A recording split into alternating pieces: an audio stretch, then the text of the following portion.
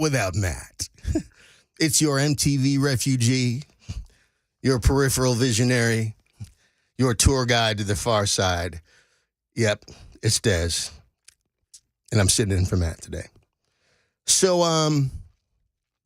hopefully everyone still has, all of their appendages. I'm talking about, digits. I'm not. Stay with me. And, they have enjoyed but survived intact the holiday. Now, here's the thing. Okay, I'm just going to dive right in. So I'm going to stop calling this week's holiday the 4th. I'm going to stop calling that. And here's why. Because it's no longer a day that we commemorate and celebrate. Let's just be real. It's turned into like the 12 days of independence. That's really what we should call it. It's now the 12 days of independence. So, Friday, last week, did the 9 to noon slot. So, and I've talked about this before. If you've heard me on the station before, then you know. We drive in from Colombia. You have to stop and show them your passport. No, just kidding. But it's on a normal sort of a weekday, workday kind of a thing. First of all, it's fraught with danger and unknowns because there's about 6 bona fide bottlenecks between, Columbia and downtown Nashville. And depending on people, events, all that crazy stuff, and it gets crazier every day. I had some crazy stuff on the way here today. But, it might take an hour. It might take an hour and a half. It might take like 49 minutes. So Friday, it was like a ghost town. It was like a post-apocalyptic. What's this series of movies that take place in like Raccoon City or whatever? It's like one of those things. Resident Evil. It was like Resident Evil, except without like people trying to eat you. But and it was amazing because we just kind of drove straight through, drove right in.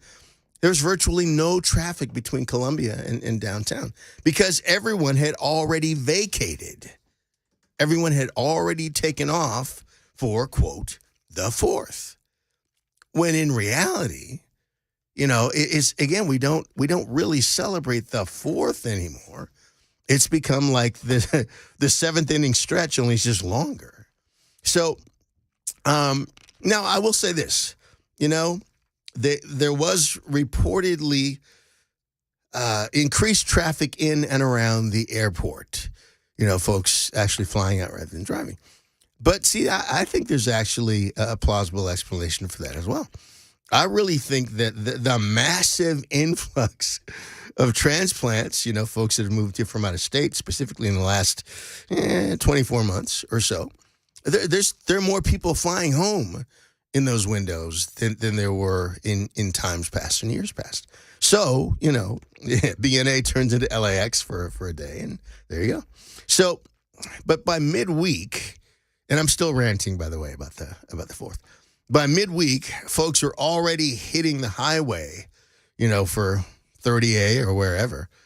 And hey, I'm not hating. We love getting there when we can too. But they're hitting the highway to head out to celebrate the 4th, wherever they were going to celebrate the 4th. But see, by my calculation, we're on about the 8th day of independence right now. In the 12 days of independence, we're on the 8th. On the 8th day of independence, the fathers gave to me Washington chopping down the cherry tree, something like that. I mean, we just need to, somebody needs to write a song. We're in Nashville. Somebody write a song about the 12 days of independence. And I guarantee you that in most of your neighborhoods, still, as we speak, there are folks that are still lighting things and blowing things up like it's Fallujah. Aren't they? Come on, I'll bet you there are. Or, some play in a yard near you. Something's still going on. So, unless you're in the south side of Chicago where the 4th is probably like a break, it's still going on. because it's the 12 days of independence. So here's the thing. Okay, I'll step off the soapbox now for a minute. So whether you're still celebrating, quote, the 4th, or you're back at it, thanks for joining us today. And hopefully you got to do all the stuff that you wanted to do. You had the day off and hopefully celebrated it for what it is and what it means. You barbecued whatever you wanted to barbecue, unless, heaven help you if you're a vegan, and then just don't even talk to me. Just don't even talk to me. What do you barbecue if you're a vegan? I'm not even going to go there. So thanks for joining us today, even in the midst of the fun, because we're in the afterglow of the 4th. It's July 6th, officially the 8th day of independence. So we're still in the afterglow. And we'll probably hear something blow up in the background even before the show's over. But we are still on a mission to separate the clear thinkers from the Kool-Aid drinkers. There it is. I bet you that was Ken Weaver on his way out the door. He blew something up in the parking lot. We're still here to separate the clear thinkers from the Kool-Aid drinkers and to make America think again. That's why we're here. And we're going to do the best job of that we can do. So, Belle, how was did you have any time off, Belle? Yeah, I was off on Tuesday. Oh, there you go.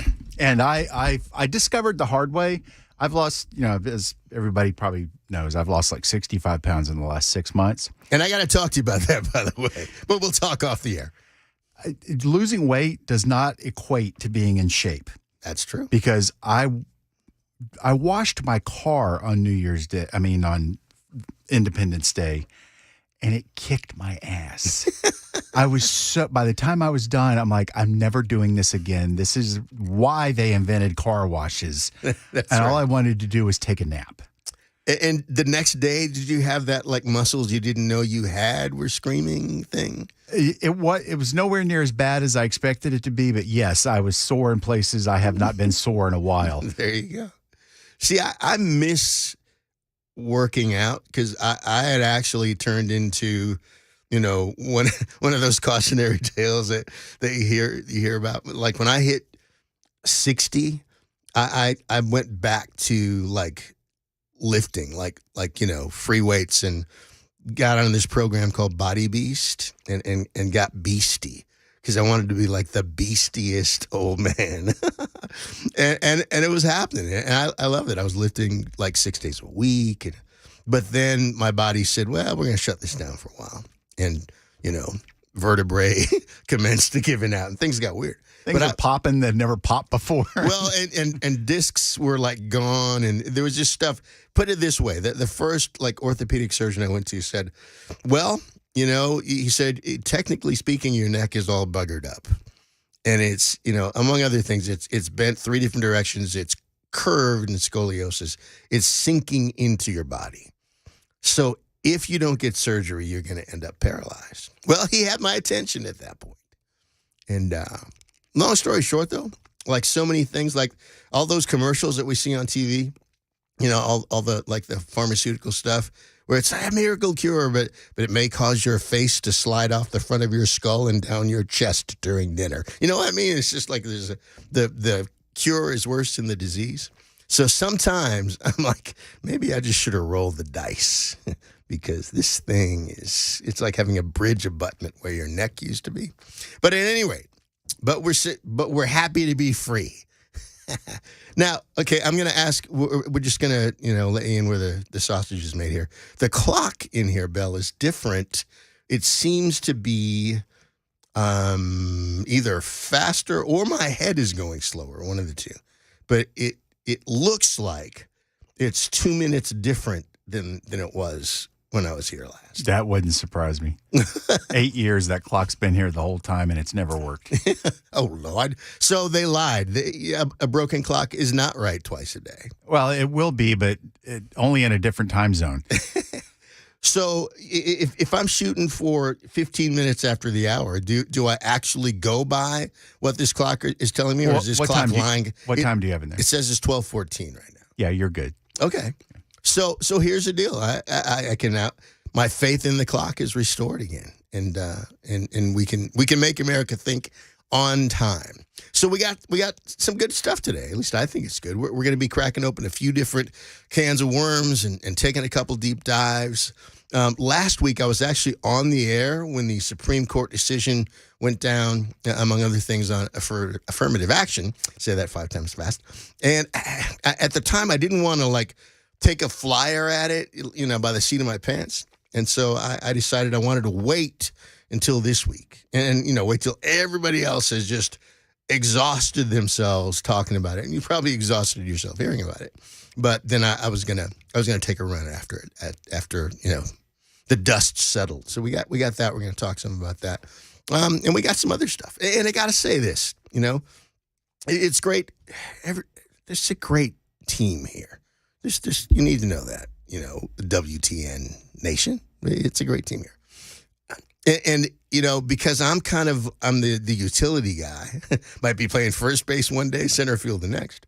I work with a bunch of different producers. So kind of like being back in the record business, I work with a bunch of different producers. But one of the things about being out of my my normal slot, so to speak, 9 to noon, is that when I do Matt's slot, I've got Matt's music, which is kind of like using somebody else's toothbrush. And I know it just grossed some people out. They thought, ew. Maybe it's like playing somebody else's guitar. Maybe that's more appropriate. Because if you play guitar, electric, I don't, acoustic is, well, I'm not going to go there because I'll make more people mad. But, electric, you got things that are strung differently, different gauges, you got them set up differently. The height of the strings from the frets and all that good stuff, different pickup configurations. And so playing somebody else's guitar can be like using somebody else's toothbrush for a guitar player. So it's, I don't have like my music when I have the honor of sitting in for that. So, but I get to groove to his tunes. So everything's all right. But we got some good stuff. And as you can see, I am in a particularly expansive mood today. It's because, I had, some ribs and some chicken and some strawberry shortcake, and we decided we were going to split it up. We're going to do the homemade ice cream this weekend. So I'm in potato salad? Potatoes? Yes, we did. Oh, okay. We still got potato salad. We got potato salad for days.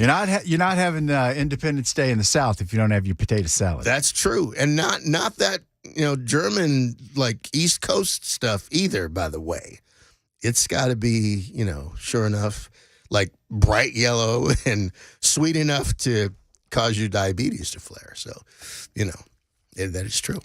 So we're gonna take a break. Dez Dickerson with you. Super Talk 99.7 WTN I'm not going to call it the post-July 4th because we're still in the midst of it. We are still in the midst of the 12 days of independence on the 8th day. I'm not going to sing it again. We'll be right back.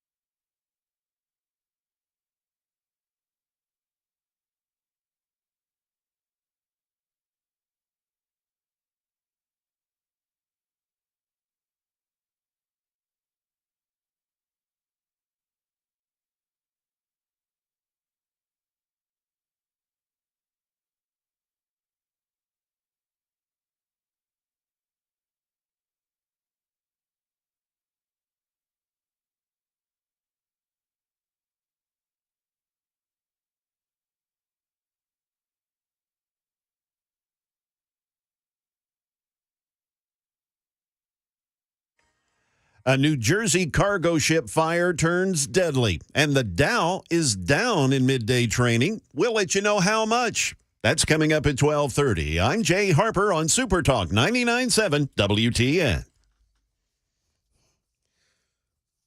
Somehow, and you know, I know that this is the case, but somehow the words New Jersey and cargo fire completely caught me off guard. Now, New Jersey. Yeah, I'm used to hearing. Yeah, I was going to say it's usually dumpster fire. Dumpster fire, yeah. See, then I'd have been on the same page. But then, and obviously, it's a serious situation, and you know, you hate to hear about anything, a dumpster fire or a cargo fire. But and now I'm an equal opportunity offender today. Now I've gone in on the folks from New Jersey, and I'm having to restrain myself because I was about to say more. But I've spent time in New Jersey. You know, there was a club in Cherry Hill, New Jersey. I've played in New Haven. Actually, New Haven is great. Well, that's Connecticut. Sorry, that's not New Jersey. But there's that's why it's great. That's why it's great. There's a great theater.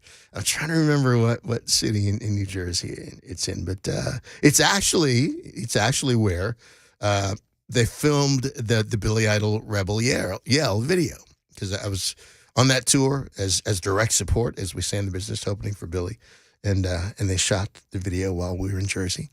And you know, so I was in Jersey for a week one day. No, just kidding. That's an old joke. That's like from the Steve Allen show or something years ago. So, you know, speaking of working out, and we were a moment ago, you know, they say, and I know, who are they and why do we ever listen to them? But at any rate, they say that for every year over, I don't know, I can't remember, it's like age 30 or age 40, you know, whenever you're going to, you know, engage in some sort of strenuous activity, running, you know, playing in your annual like turkey bowl, flag football game, whatever the case might be, you should stretch for a minute, I think, for every year over the age of 30 that you are, which means for me, I got to start warming up like the month before, because otherwise I'm breaking that rule. And I'm one of those guys that I don't really stretch. I don't really warm up, even, you know, though you're supposed to.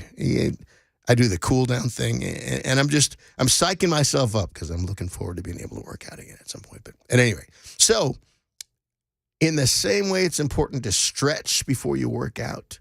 You know, we're going to kick off the show with, we're just going to warm up on the treadmill a little bit. We're going to start out not too strenuous. You know, we're not going to go home Michael Savage right off the bat. We're just going to kind of ease into it. And we're going to pull something from the, you know, you can't make this stuff up stack, which at this point in time, it seems like pretty much everything comes out of that stack. But I'm going to start out easy, you know, no name calling, no vitriol. And I try to avoid that. I try to avoid the name calling. But, you know, some people earned a name. You know what I mean? There are some people so villainous that they had to be given the name. They earned the name, you know, the butcher of this and, you know, whatever. So, you know, there are exclusions. I'm not one, my approach to, you know, talk radio is not just to talk about people's mama. Although sometimes, like I said, sometimes you got to go there. But just maybe some light ridicule. You know, sometimes the ridicule is in order. So we're going to start out with a story. Let me pull this up. This one, I'm getting this one from the Blaze. And just, here's the headline. So this will give you a feel for where we're going. Progressive bride who didn't want conservative uncle at wedding was still counting on the man to send a check. Oh, my goodness. That's so Zoomer. Wanted him to send the check. Look, we don't want you at the wedding, but we want your money. So it goes on to say, a progressive woman said that she would feel unsafe. Oh, there's a progressive word. Unsafe. She would feel unsafe if her uncle attended her wedding. What? Was he like Gary Ridgway or something? What? Unsafe if the uncle attends the wedding. According to the woman's parent, who detailed the situation when writing to an advice columnist. And that's what you do when you're in the unreality cohort. You write to an advice columnist to find out what to do. But apparently, the bride had still been counting on receiving a wedding gift from her conservative uncle. Dear Amy, the columnist's name is Amy, 4 months before my daughter's wedding, she told me that her uncle, my brother Dave, would make her feel unsafe if he was a guest. She asked me not to invite him, the person wrote. My daughter is very politically progressive. That's like, back in school, they would stick notes on your back without you realizing it. And the note would say, like, kick me or I'm stupid or something like that. That's kind of like this. Saying your daughter is very politically progressive is kind of like putting a note on her back when she's not looking. But anyway, I digress.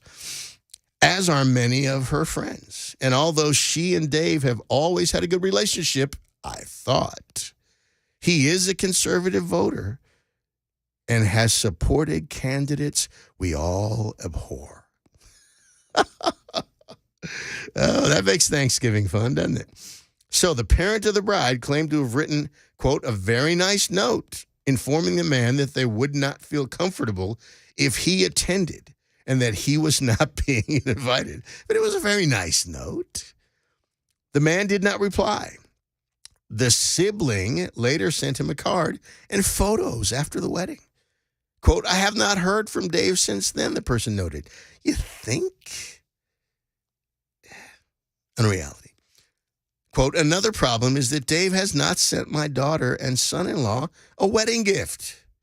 In the past, Dave has given family members wedding checks in excess of $1,000. She says she was counting on receiving the same type of gift, the person wrote. Dave's behavior is upsetting and embarrassing to me. How can I get my brother to recognize and change his petty behavior? So the advice columnist, Amy Dickerson, and we should all send her a thank you note, suggested that the money issue would, quote, enter the Bridezilla Hall of Infamy. Okay, so, I mean, it's humorous, but at the same time, this is so stereotypically, and again, that's why we had to come up with a new term. Liberal isn't enough anymore. Far left, it's not enough anymore. Because this is unreality. So this is the unreality cohort. And you can't make this stuff up. And this is such a failed attempt to at least mimic some level of sentience on the part of the mom that I'm not even sure where to begin. First of all, just a word to the young men out there. This is why you always do an observational deep dive, deep reconnaissance where mom is concerned before you get too deeply involved with the young lady. I'm just saying. Because where mom is, more than likely your boo is going. More than likely. And in this case, already there, too late. But this is a classic cautionary tale of like mother, like daughter. And I'm not, again, equal opportunity offender. You can see the same thing. Young ladies, I'll tell you the same thing. Take a good look at dad. Don't get caught up in home slice. Take a good look at dad. Because like father, like son also comes into the mix. Now, I know I promised no name calling, and I've really tried to keep that promise. But the mom is clearly an idiot. It considers herself a well-heeled idiot, but an idiot nonetheless. So in turn, the newlywed daughter comes by her dissociative disorder honestly. The fruit has not fallen far from the tree, or maybe the whole tree fell over. I don't know. But understand this, that, neo-progressivism, since they used the P word in the story, neo-progressivism is rooted in a dissociative disorder. It's a dissociative cognitive disorder, and that's why we have to call it what it is. It's unreality. And by substituting subjective unreality for objective reality, They dissociate from the truth. That's just That's just a factual assessment of the situation. It's not a difference of opinion. It's not, well, you know what, you're reading the wrong books or you're watching the wrong, news. No. Unreality. So this is why clear thinkers refer to neo-progressives as the unreality cohort. They are the knights who say ni, but it's the tribe that says it is what we say it is. And one of the fundamental elements of unreality is presuppositional thinking. We're going to talk about that more in a minute because we're going somewhere with this. We're using this cautionary tale as a jumping off point, just something that, as clear thinkers, we need to be equipped. So we'll be right back. Dez Dickerson, Super Talk 99.7 WTN. Stay with us.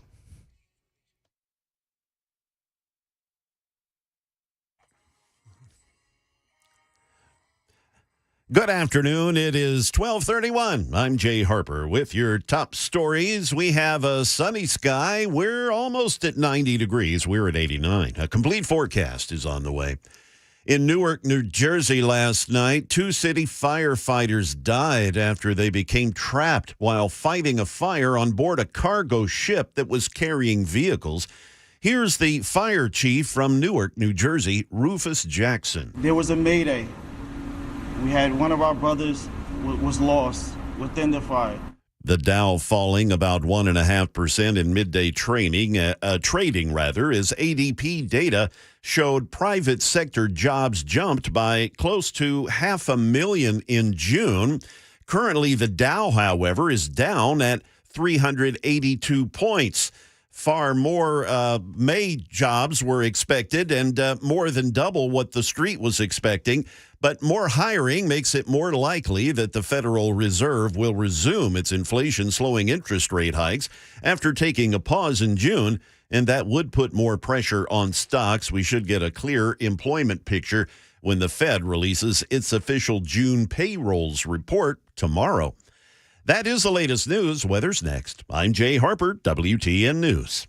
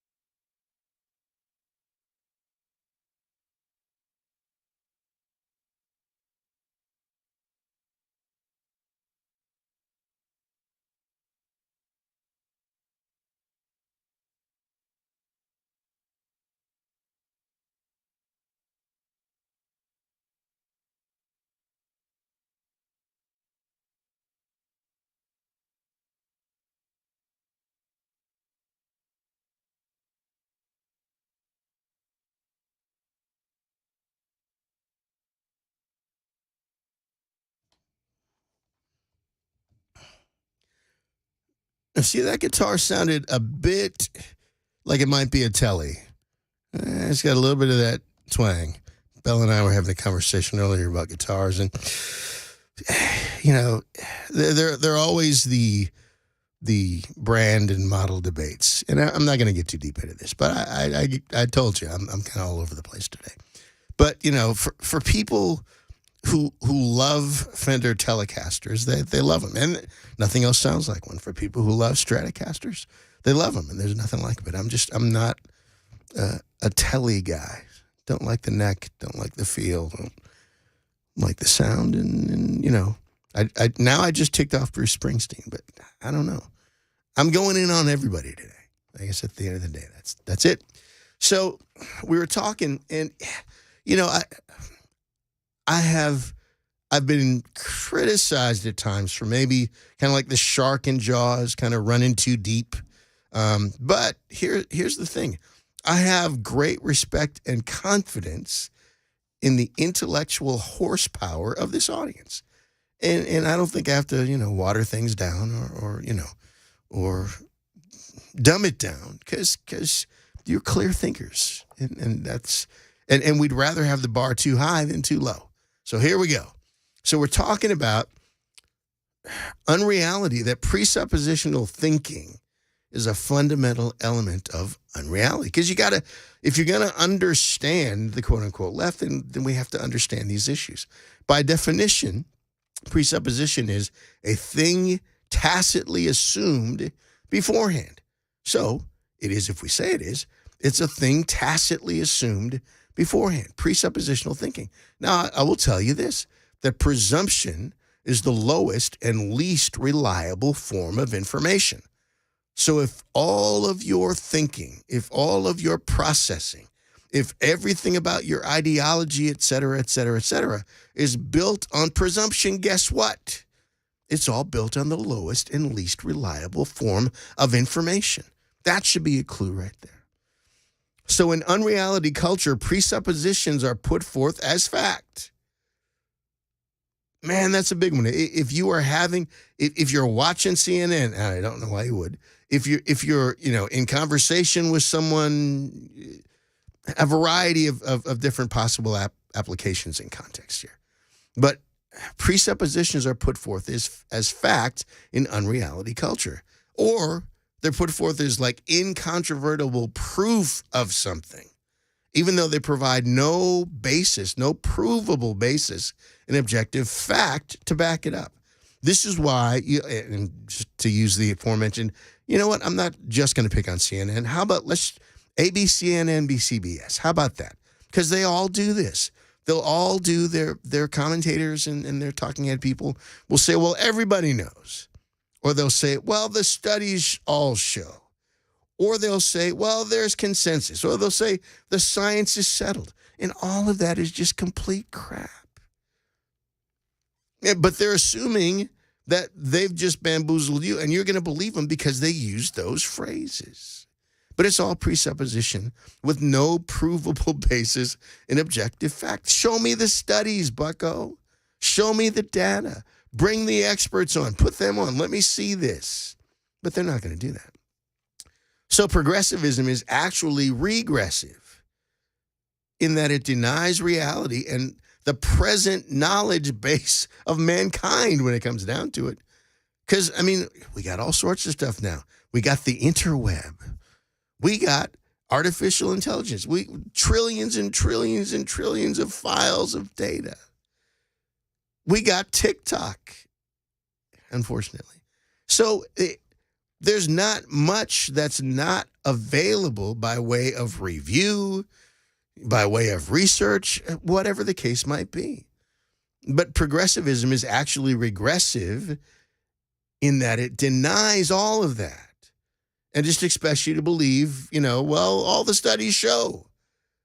Well, Google them. Let me see them. So this is why we refer to the cohort, again, as the tribe of it is if we say it is.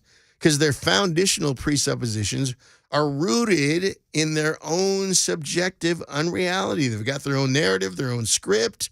They got their own Kool-Aid that they swim in. And they expect you to swim in it with them. But, the things that technology and information culture, the information society have revealed and confirmed, they deny. I mentioned the other day again about the whole the Burisma bribe thing, and dude, Mr. President, it's on film. You bragging about getting the guy fired, it's on film, but he'll deny it because that's the way the cohort works. So this whole thing reduces otherwise, at least allegedly, educated and intelligent people. Now, educated, that's a tricky term because in reality, really, we're talking about people who are indoctrinated. We're talking about people who've been indoctrinated, and that's vastly different. But it reduces allegedly educated people to Luddites and cave dwellers. Because, again, they're denying the present reality and knowledge base, the accumulated knowledge base of all mankind, and reducing it to, well, everybody knows. Well, no, obviously you don't. So here's what we're going to do with respect to this story, because I use this as a jumping off point. We're going to circle right back to it. So let's identify and delineate the DNA of the dissociative dysfunction here in this little case study that we have with the mom and the advice columnist and, the girl child that didn't want to invite her mean conservative uncle to her wedding. So we're just kind of like Columbo. Imagine me in a soiled trench coat, with a cigar, and I just one more thing, just one more thing. First of all, why is the mom writing to the advice columnist and not the girl child? Why is that? Well, I know why. I'm asking rhetorically. It's typical, I should say, of the sort of live with mom and dad and stay on their health insurance generation. I mean, and I'm going to just get in some old man speak now. Back in my day, the clock ticked, and at age 18, your behind was out. The 18th birthday, the next day, that little cardboard suitcase was sitting by the door. Your little, socks and drawers were in it. And it was time for you to go make your way in the world. Now, not always, but there was a different perspective on it. It wasn't intended to be an open-ended engagement in that way. So, this is typical, though, of this generation. And by the way, some of these, alterations to kind of guidelines and all of the way we do the things we do, the raising the age that, your kids can stay on your insurance to age 26. That all was, first of all, it was done by the Democrat Party with some rhino involvement, but it was to comport with this shift to this, stay in mom's basement until, I don't know, till Jesus comes back mentality. But next, in keeping with this sort of codependent weirdness, next question. Columbo's got another question. Why did the daughter not own up to her convictions and just talk to her uncle herself? Especially since, as the mom claims, baby girl always had a good relationship, quote unquote, with the deplorable but well-to-do uncle. So why not contact mom? If you're being responsible, why? No. You're going to have to call him yourself. I am not going to leverage my relationship with my brother in that way. If you feel that strongly, then you need to call Uncle Dave because you're a grown woman. Now, doggone well the conversation didn't go down that way. It wasn't even considered. Mom just did it.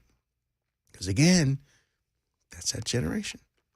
So, instead, mom wrote a, quote, very nice note to her brother, letting him know that he and his voting record were not wanted at the wedding. But here's the deal. After all, both mom and daughter, they are of the cohort. They they're assimilated into the Borg. And he's a conservative voter who has supported candidates that they all abhor. Well, of course he should expect not to be disinvited, but not to be invited at all. So third, he's got one more question here. Mom frames as, quote, another problem the fact that Uncle Dave hasn't sent a check yet. Well, I sent you some pictures, some nice pictures. We paid the photographer a lot of money. I sent you some nice pictures. What? Pony up. Why have you not sent a check? Or at least Venmo, something. Where's the money? He was expected to pony up at least $1,000. And see, his actions have thrown off the prenuptial accounting. The pro forma's been thrown into chaos because he didn't cough up his $1,000. So the kicker and the most classic defect of this whole presuppositional sort of unreality cohort hive mind thing is that Uncle Dave's behavior is framed as being upsetting and embarrassing to Mom. Because it's all about her. It's not about anything but her. Obviously, it's not even really about the daughter because it's the mom that's the chief adjutant in all of this. So she wants to know how she's asking Amy, the advice columnist, she wants to know how she can get the clear thinker to recognize that he's being petty. So all that to say this, and we're heading toward the break, and I'm going to wrap it up this way. Kudos to Amy Dickerson. I assume that, being a clear thinker, she has to be a Dickerson. Kudos to her, the advice columnist, because she's the only one in the story with a fully functioning brain. And here's her quote. Here's the quote from Amy Dickinson, advice columnist. Quote, brides who are too afraid of family members to invite them to a family wedding don't get the pleasure of receiving their money. And to that, I say yes and amen. We'll be right back.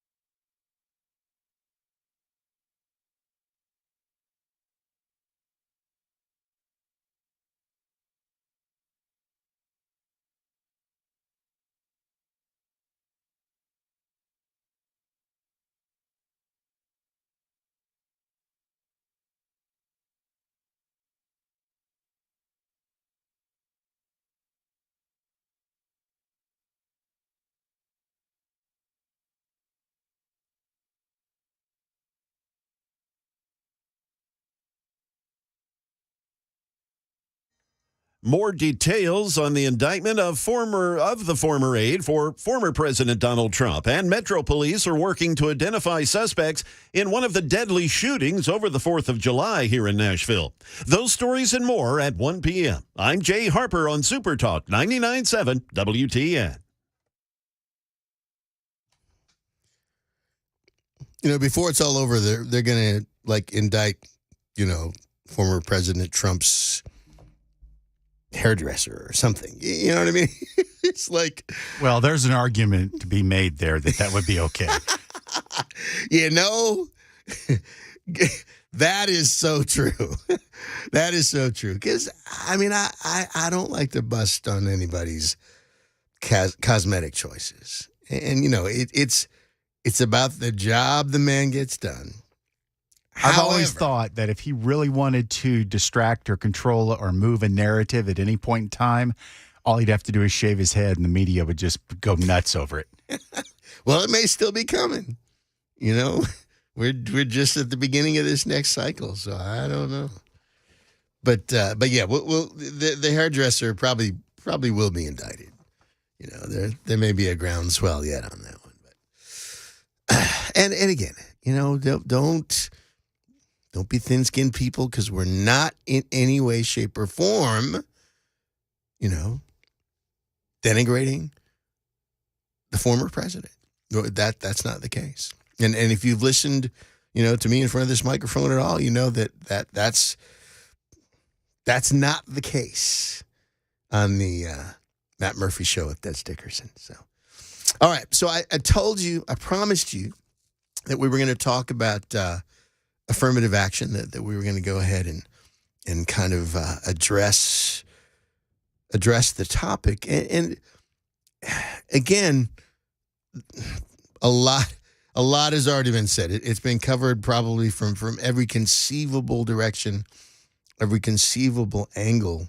But I do feel, and I did feel, and it's why I wanted to hold off before I got to it, that you know, there's a window that we could look through, and maybe, you know, get to some stuff that has, if it hasn't been discussed, maybe it's been under discussed. So, you know, in the legal arena, one must have standing with the court in order to file, you know, certain actions. You know, for example, I can't sue the state of California for, you know, allowing too many of their residents to move to Franklin. As much as, you know, 2 years ago, I really thought about it. No, just kidding.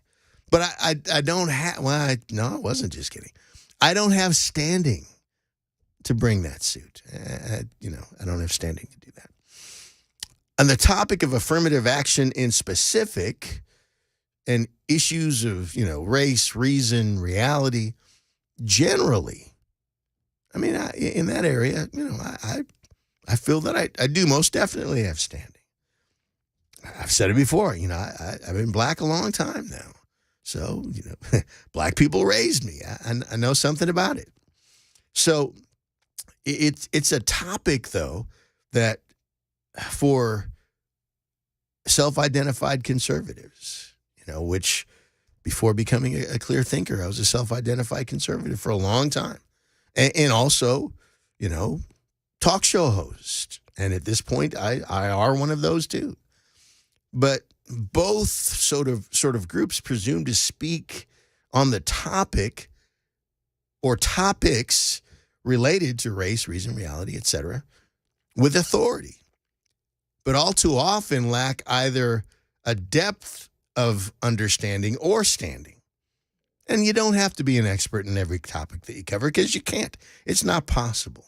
And can I just be like brutally honest for a minute? Because I'm going to do it anyway.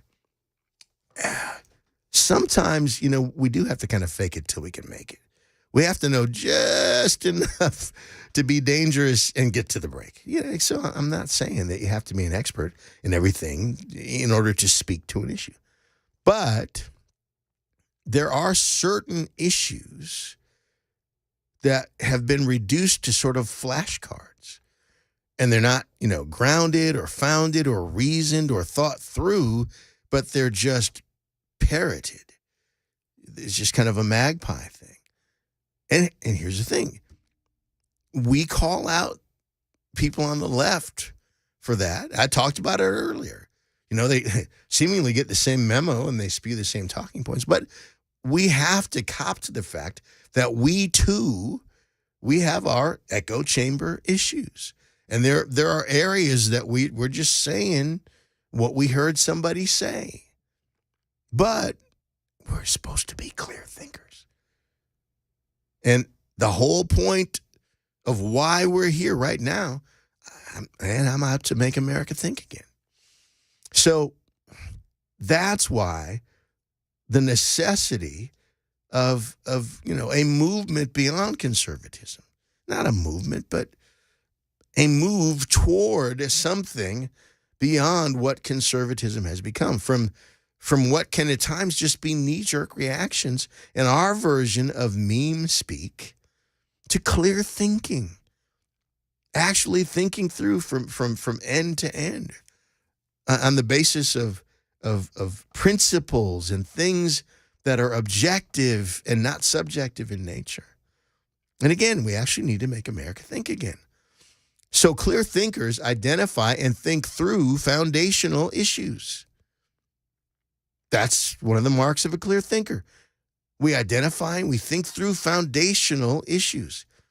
You see, all too often, if we're not careful, if we just get lazy and we kind of, if we can get into the I'm okay, you're okay, I'm conservative, we kind of just say this stuff to each other. But all too often we can merely parrot what the guy on TV said or what the guy on radio said. And when we do, we end up hanging a chandelier on a vacant lot. What do I mean by that? Well, if you're going to build to the place where you can cap off your architectural work of art with a penthouse, there's an order of things. And you're going to have to start out, and I'm not a builder. Some of you out there doubtless are. You're going to have to grade the land. You might have to do some fill. You might have to do this. You might have to do that. We're going to have to, pour some concrete footings. Maybe we're going to have to dig a basement. Who knows? But then we're going to have to frame out that first level, that first floor. And then after you've done the first, you can go on to the next and the next and the next. But you can't just go out and hang a chandelier in a vacant lot. But too many times that's what we do. It's ready, fire, aim. And we have to first and foremost admit that, well, we're guilty of it too.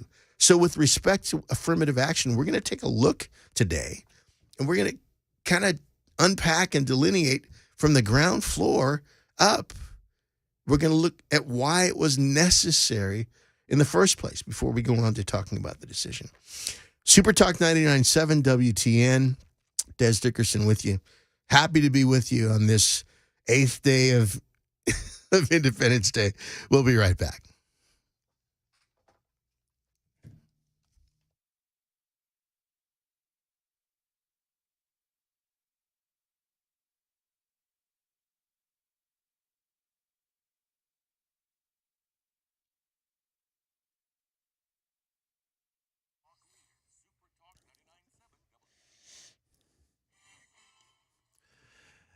Good afternoon. We are just shy of 1 p.m. I'm Jay Harper. We've got a mostly sunny sky, and yeah, we've done it. We've hit 90 degrees. A full forecast in just a couple of minutes. Walt Nauta, the former President Trump's longtime aide, has been accused of helping Trump move and hide boxes of classified materials. He's pleaded not guilty today in a Miami courtroom. Nauta was initially indicted alongside his boss and charged with 6 counts as part of Special Counsel Jack Smith's investigation. He's important because, according to the indictment, he moved the boxes. Former President Trump gave the signal, and Walt Nauta carried it out. And he's the former president's personal valet, so he was following orders. But in doing so, the special counsel says he helped the former president obstruct the investigation into all those classified materials that were found at the former president's Florida estate.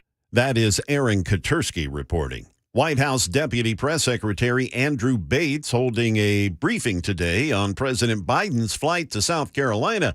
Bates asked about Sweden's bid to become a member of NATO. He hopes that Turkey and Hungary will support them joining the security alliance because their values are aligned with NATO's values. They will contribute to the security of every member and to the security environment in Europe. I'm not going to put a time frame on it, but he wants that to take place as soon as possible. Metro Police are working to gather evidence and surveillance footage to try to identify suspects in one of the deadly shootings over the 4th of July in Nashville. Channel 4's Michael Warwick reports from the Overlook Ridge Apartments in Bordeaux, where police say 7 men fired more than 100 shots in the murder of 27-year-old Christopher Harris as he stood near his car. Metro police say at least one of the men was armed with a rifle, and the group fled in 3 separate cars. Investigators are hoping someone knows at least one of the men who unloaded on the victim. Callers can remain anonymous. The motive for the attack is still under investigation. That is the latest news. Weather's next. I'm Jay Harper, WTN News.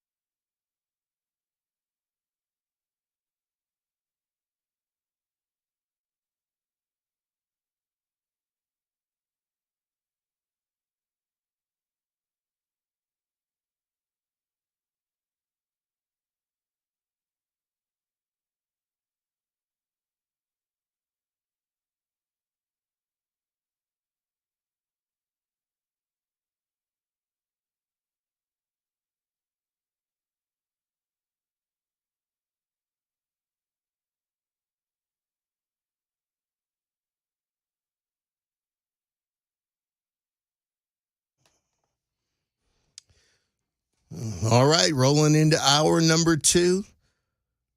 Dez Dickerson filling in for Matt Murphy today. So, you know what? The story of the president's former aide being indicted, when I heard the name Walt Nata, I thought, Nata, wherever I heard that name, Nata.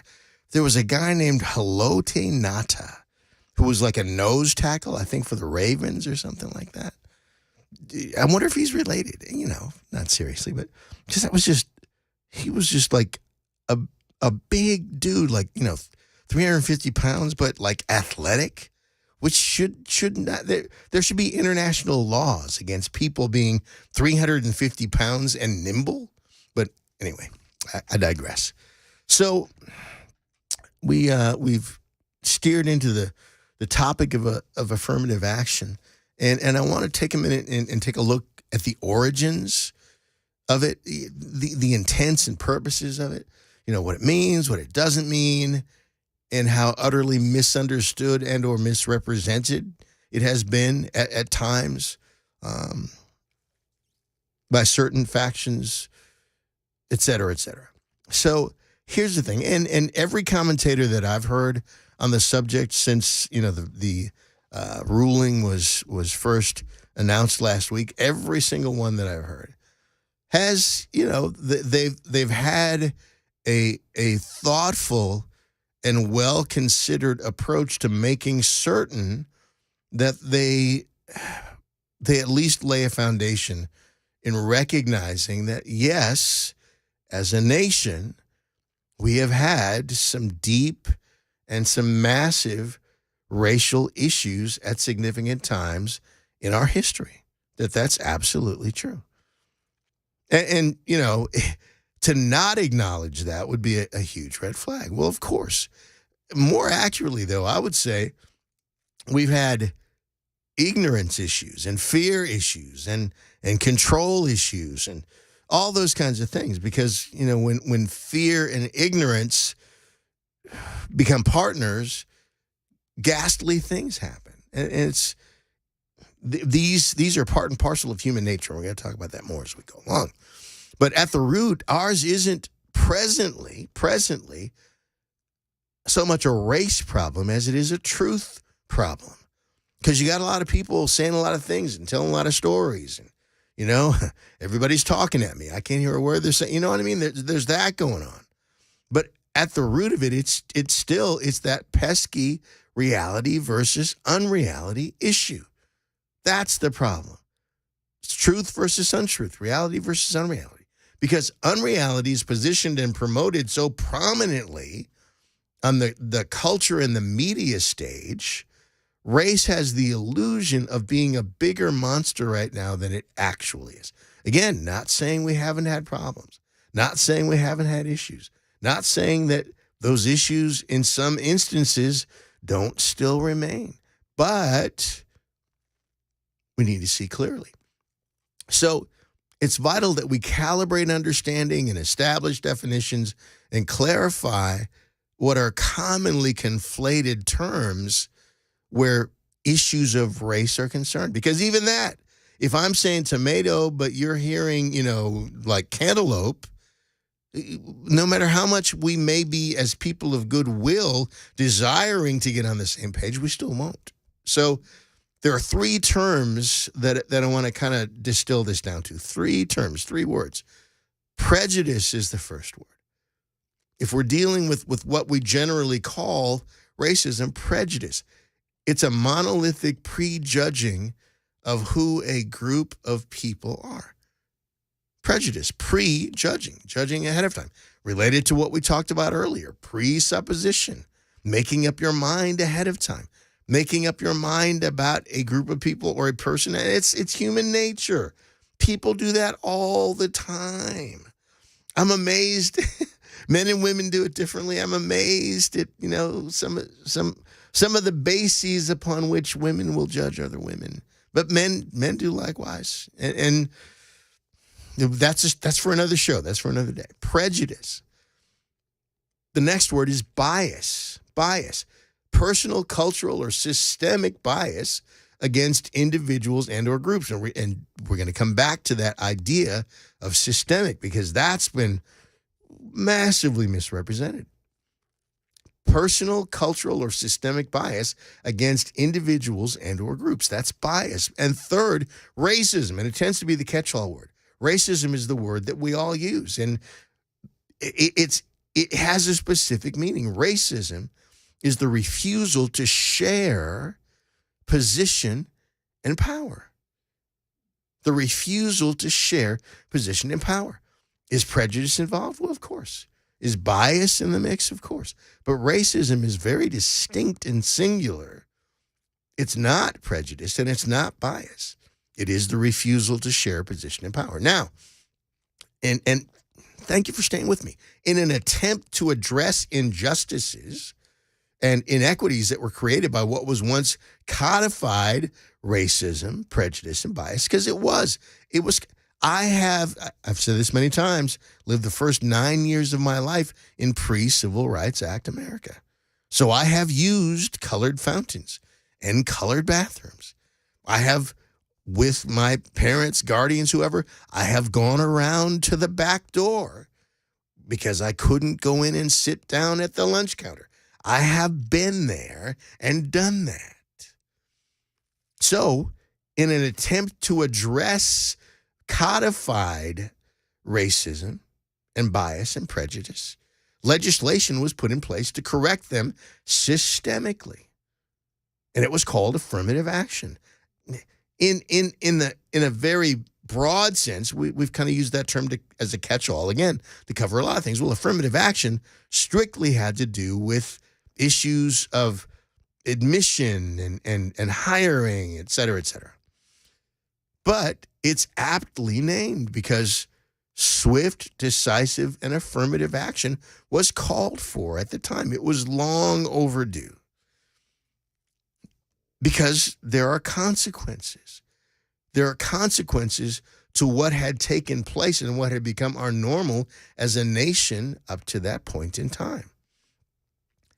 And now let me say, I'm going to say something that, some would consider controversial. But it's more so my fellow people of color that would consider this controversial. As horrible as slavery and Jim Crow and all those things were, at the end of the day, I am thankful to be an American. I'm glad that the people that came before me persevered, and we are here because we have stood on the shoulders of those giants. So the outcome, while I don't approve of the methodology that got me here, I'm thankful for the outcome. Now that some people's heads exploded just now just because I said that, but that's kind of part of the gig. So here's the thing. If you rob a people of dignity, of upward mobility and opportunity, the soul of both the people and the individual, it begins to atrophy.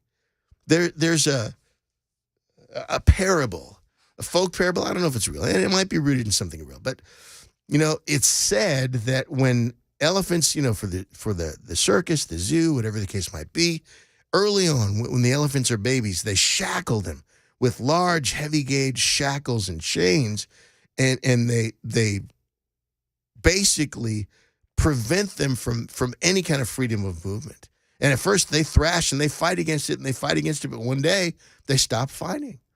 They just stop fighting. And at that point, it's said you could just tie twine to their ankle and they won't fight. Why? Because they've learned not to fight anymore.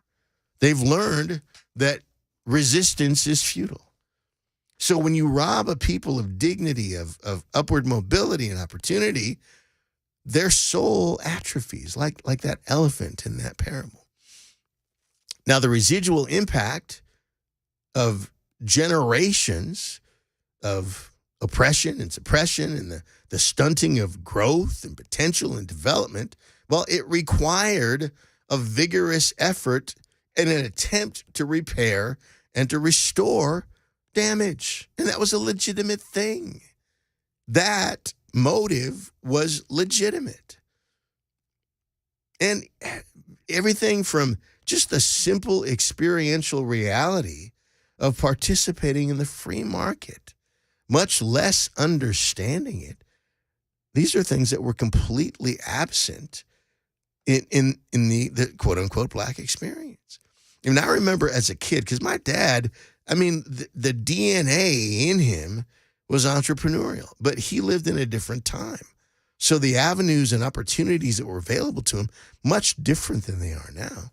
And I remember my dad would pursue, government solutions, because in his mind, that was all there was. If Uncle Sam didn't do it for him, it couldn't be done.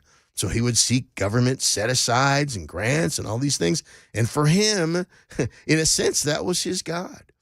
And I remember my dad he'd take these trips to Washington, D.C.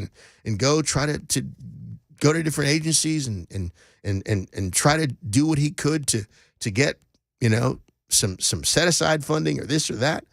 And I remember him coming back one time and just saying, in kind of a relaxed moment, that he loved going to D.C. and when he would step out of a cab with a suit and a tie on, he was treated with dignity. He was treated like a man.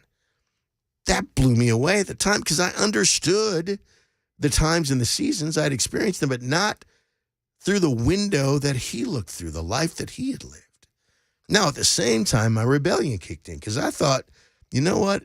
If it takes me putting a tie on for someone to respect me, then you can take the tie and the horse you rode in on and you Smell what I'm cooking. That's the direction I went for a number of years. But the bottom line is that there was an impact, and a very real impact that resulted from the oppression, suppression, all these things. In my first experiences, I remember being in my late 20s, maybe early 30s, and a friend, a white friend, explaining to me, well, we could pursue some angel investors for this. And I'm like, what? What you talking about, Willis? I had no idea. You mean if we put together a compelling business plan and we put together, appropriate financials and we lay everything out and we know our numbers and we know our story, we can talk to people and they will invest money and give us the opportunity, the financial fuel to take this from idea, from concept to business. I'd never heard of anything like that. Wow. People will actually invest money in, well, not your idea, they invested in you.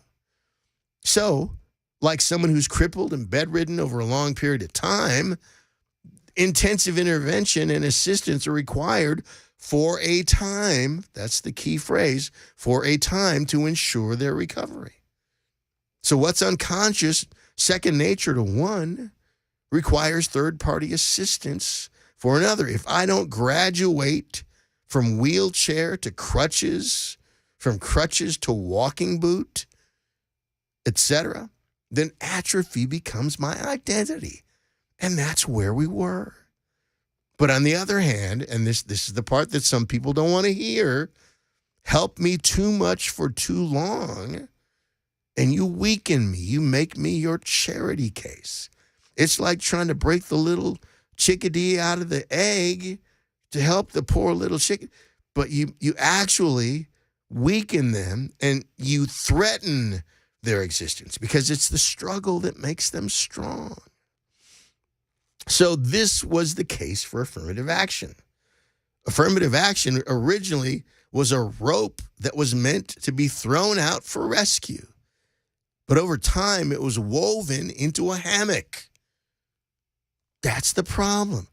Over time, what was needed more specifically was to transition to the assurance of affirmative access, not the eternal entitlement of affirmative action. We're going to talk more about this after the break, but I wanted to get us to this point to lay enough of a foundation with respect to the backstory, so when we talk about the change, we're doing it with that perspective in mind. Super Talk 99.7 WTN, Dez Dickerson with you. We'll be right back.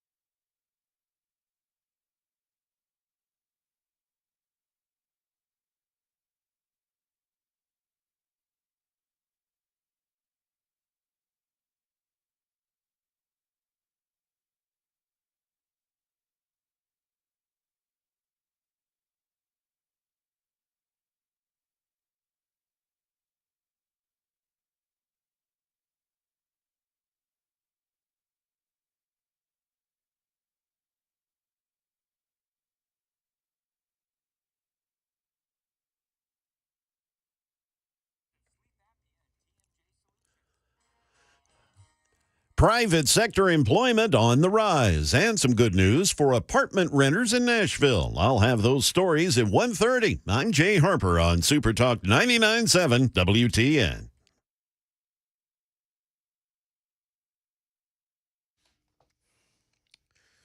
You know, one of the things I've often told aspiring bands over the years, your band will only be as good as your drummer.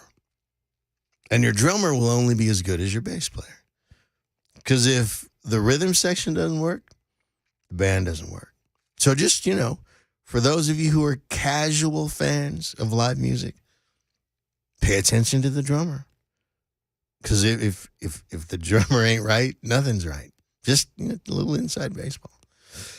Got to have a good drummer. My whole thing in auditioning drummers was always, if they don't hit those things, if they don't play with some authority, and, you know, not to denigrate other styles of music that are more about finesse and you know, the parade grip or whatever on the drum. No. I want somebody that's hitting that snare drum like they're angry. But anyway, all right. So we're talking about affirmative action, and really we're talking about the basis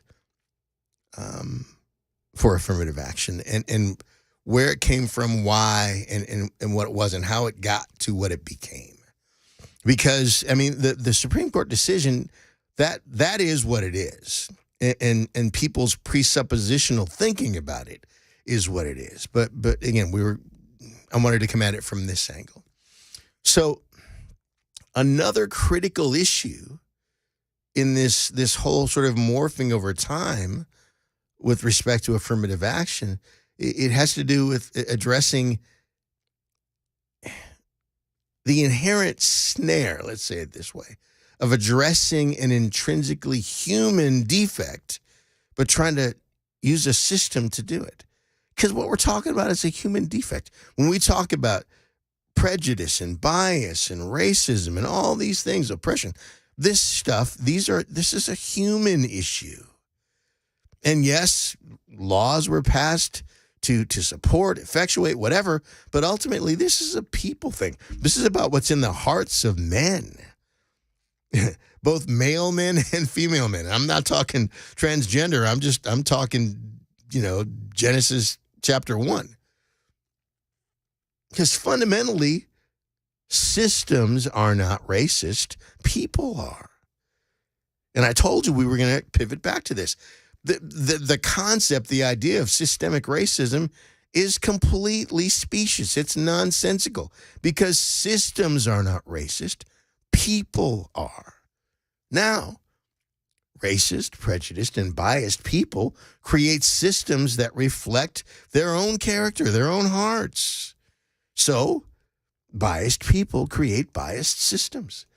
Prejudiced people create prejudiced systems. Racist people create racist systems. They create, sustain, and administer systems that mirror who they are. So, the noble act of doing something about it, well, ostensibly, ideally, that's what was at the root of, that's what informed affirmative action in its formative stage. But the problem is this: politicians and bureaucrats conflate fairness with justice. And then legislation, there's a knee-jerk sort of an approach taken to legislation to try to make it fair. To make it fair. But here's the problem. Fairness is a subjective human construct, while justice is the divine standard. People think fairness, God, and I know not everybody listening here is a Bible-believing, Christian, and that's fine. But our system of justice, even our system of jurisprudence, is greatly founded in the principles of the Bible. So that's the common ground. Fairness, though, is a subjective human construct. Justice is God's idea. Fairness is our idea. Because one man's ceiling is another man's floor, fairness functionally fails. What may seem eminently fair to me may be patently unfair to you. When I'm sitting on my side of the table, something that looks good to me, well, that seems fair to me. Well, you may be looking at it from your side of the table going, hold on, this could not be more unfair. Let's take one topic that has recently, in certain blue states, been brought to the forefront. Reparations. Well, some people obviously believe, well, it's only fair. Other folks are like, dude, I've never owned a slave in my life, nor have my parents. So it's patently unfair from their perspective. And we could go on and on, so many different topics. I never got my 40 acres and a mule and my but one man's ceiling is another man's floor. So the result is this. When it comes to politicians and bureaucrats, they attempt to legislate fairness rather than reflect God's justice in the systems of governance they devise. Rather than model the system, because the system is all they've got, to reflect divine justice, instead, they try to legislate fairness. And then all the backroom dealing and the horse trading and the pork barrel, then all that stuff ends up going into the mix. So that ends up being a mess. Now, let me be clear. When I say justice, I am not talking about social justice. Because you remember how I've talked before about words mean stuff? And how words, the language was hijacked, that the cohort uses language in a nefarious way. That's what this is about. Social justice, as that construct has been constituted, is an abomination. It's rooted in the appropriation of fake terms and dishonest definitions of justice. And none of it has any application with respect to the legitimacy of the issue and the problem that was being addressed by affirmative action and where we are now. No, I'm not talking about social justice. It's not just to begin with. And that's, again, a topic for another show. But as almost always happens when legislative remedies are employed to solve a human problem, that remedy is eventually converted to an entitlement, and then it becomes someone's dogma. And if you mess with people's dogmas, you're messing with their religion. And see, this is the root of the affirmative action overreaction. Those for whom it was dogma reacted as though slavery were being reinstated when the decision was announced. But in reality, it addressed a fairly narrow and very specific aspect of the law and its long-standing unintended consequences. So when we come back from the break, I'm going to kind of wrap this up by just actually going to Clarence Thomas's own words. And we're going to see what Justice Thomas actually had to say, so that the affirmative action overreaction is brought into focus by the man who definitely has standing. Super Talk 99.7 WTN.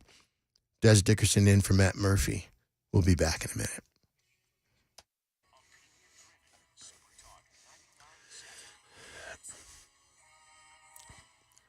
Good afternoon. It is 1:30, and I'm Jay Harper with your top stories. We've got sunshine. We're up to 91 degrees. We'll have a complete weather forecast here in just a bit. The ADP National Employment Report in June reveals private sector employment rising by 497,000. The service industry had some of the strongest job growth.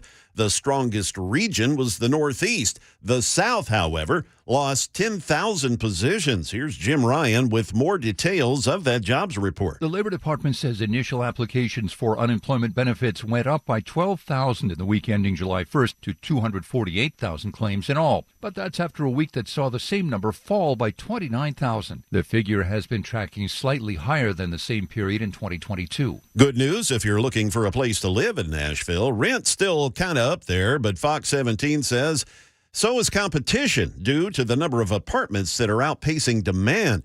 And that has some luxury apartment complexes offering incentives like 3 months rent-free just to try to get them to sign a lease. 37,000 apartment units are now under construction, and most of them are luxury apartments. That is the latest news. Weather's next. I'm Jay Harper, WTN News.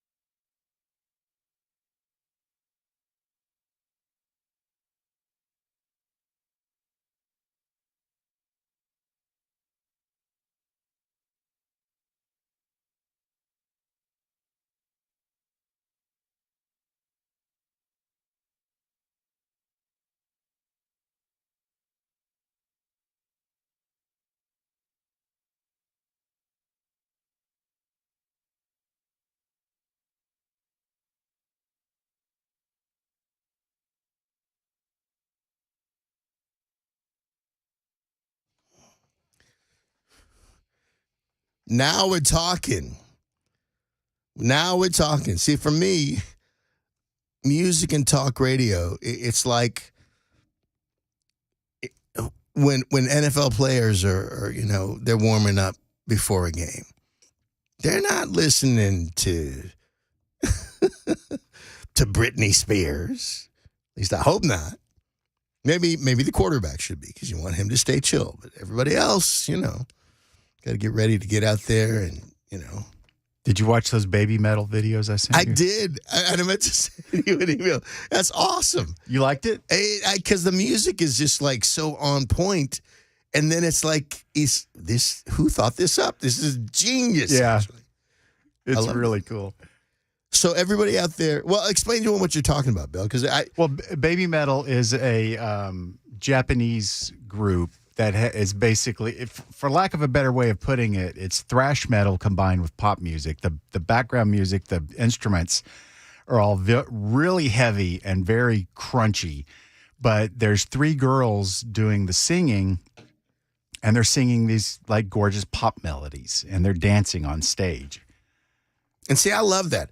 I love where the juxtapositions are almost like surreal.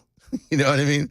I've always loved when new forms of music emerge where, even things that end up being kind of self-parody, like when new metal happened and people took hip-hop and like really heavy tuned down music and they put it together.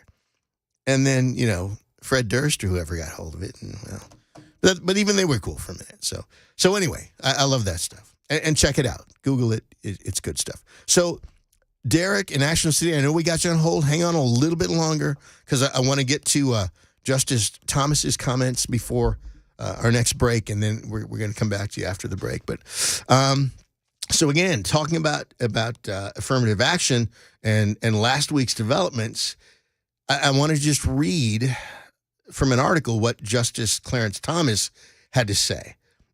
Justice Thomas wrote a blistering opinion supporting the High Court's ruling against affirmative action programs at Harvard and the University of North Carolina. And again, the ruling, the purview of the court had to do with something that was very specific and very narrow. They didn't reinstitute slavery and blow up the framework. That's not what it was. But the media, especially ABC and NBCBS, if you let them bamboozle you, that's the direction, the inference that they go with. So in particular, Thomas extensively rebuffed Justice Ketanji Brown Jackson's dissent. So what did Justice Jackson argue?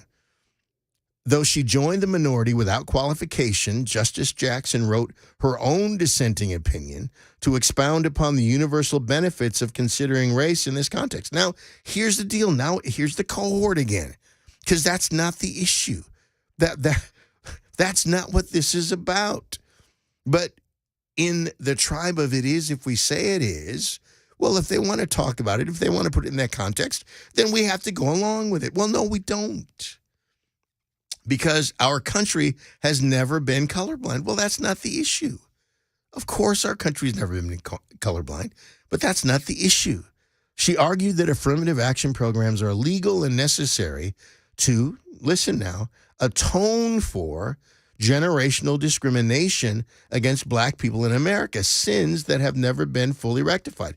No, I laid out for you, for us, what the purpose and the objective was about, to address the injustice from the standpoint of damage done, to approach it constructively, not punishment. That's the thing about the cohort.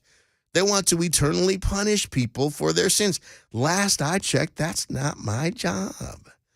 That's not in my job description. Punishing anybody for their sins, it's not my job. So the only way out of this morass, again, Justice Brown speaking, for all of us is to stare at racial disparity unblinkingly. I don't want to do that. And then do what evidence and experts tells us is required to level the playing field and march forward together. Now, if I'm not mistaken, we had a black president, not for one term, but for two.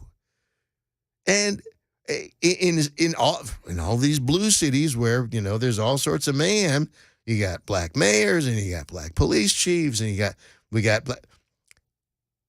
Deion Sanders is the head coach of the Colorado Buffaloes, for crying out loud. Come on, man. So to level the playing field and march forward together, collectively striving to achieve true equality for all Americans. I remember when it was actually really good and broken. So I see this differently. It's no small irony that the judgment the majority hands down today will forestall the end of race-based disparities, because the only hope we have of ending race-based disparity is for Harvard to continue to discriminate against Asian people. Evidently, that's her perspective. Race-based disparities in this country making the colorblind world, the majority wistfully touts, much more difficult to accomplish. Imagine there's no... Sorry. So what did Justice Thomas respond, or how did he respond? In a concurring opinion spanning 40 or 59 pages, Justice Thomas wrote to articulate an originalist defense of the colorblind Constitution. He goes on to say, racialism simply cannot be undone by different or more racialism. Hear, hear. Instead, the solution announced in the second founding is incorporated in our Constitution, that we are all equal and should be treated equally before the law without regard to our race. Only that promise can allow us to look past our differing skin colors and identities and see each other for what we truly are, individuals with unique thoughts, perspectives, and goals, but with equal dignity and equal rights under the law. Whoop, there it is. So for the next 6 pages, Thomas ripped into Jackson's argument. And he goes on to say, rather than focusing on individuals as individuals, her dissent focuses on the historical subjugation of black Americans, invoking statistical racial gaps to argue in favor of defining and categorizing individuals by their race. As she sees things, we are all inexorably trapped in a fundamentally racist society, with the original sin of slavery and the historical subjugation of black Americans still determining our lives today. And he just nailed it. Because here's the thing. Martin Luther King, Dr. Martin Luther King's dream, if we quote him accurately, was that he dreamed of a world where black kids and white kids, his kids and their sons and daughters of former slave owners could dwell together as equals. But here's what he said, that they would be judged not by the color of their skin, but the content of their character. How many millions of people voted for Barack Obama strictly on the basis of the color of his skin because they wanted to prove they weren't racist? See, I voted for the black guy. I'm not a racist. We're not a racist country, but what did that do? The cohort just doubled down on calling you racist. So here's the bottom line. The Supreme Court decision wasn't about eliminating the pursuit of a better world. But again, to quote the justice, he says Justice Jackson's race-infused worldview falls flat at each step, and it does. This decision dealt with an extreme injustice where Asian students had to score like a couple 100 points higher on their testing than black students did. Because the whole idea is to still put the thumb on the scale, because if we don't, we will never make up for the sin of slavery and this stain on our history. Yes, and I know all that. I understand all that.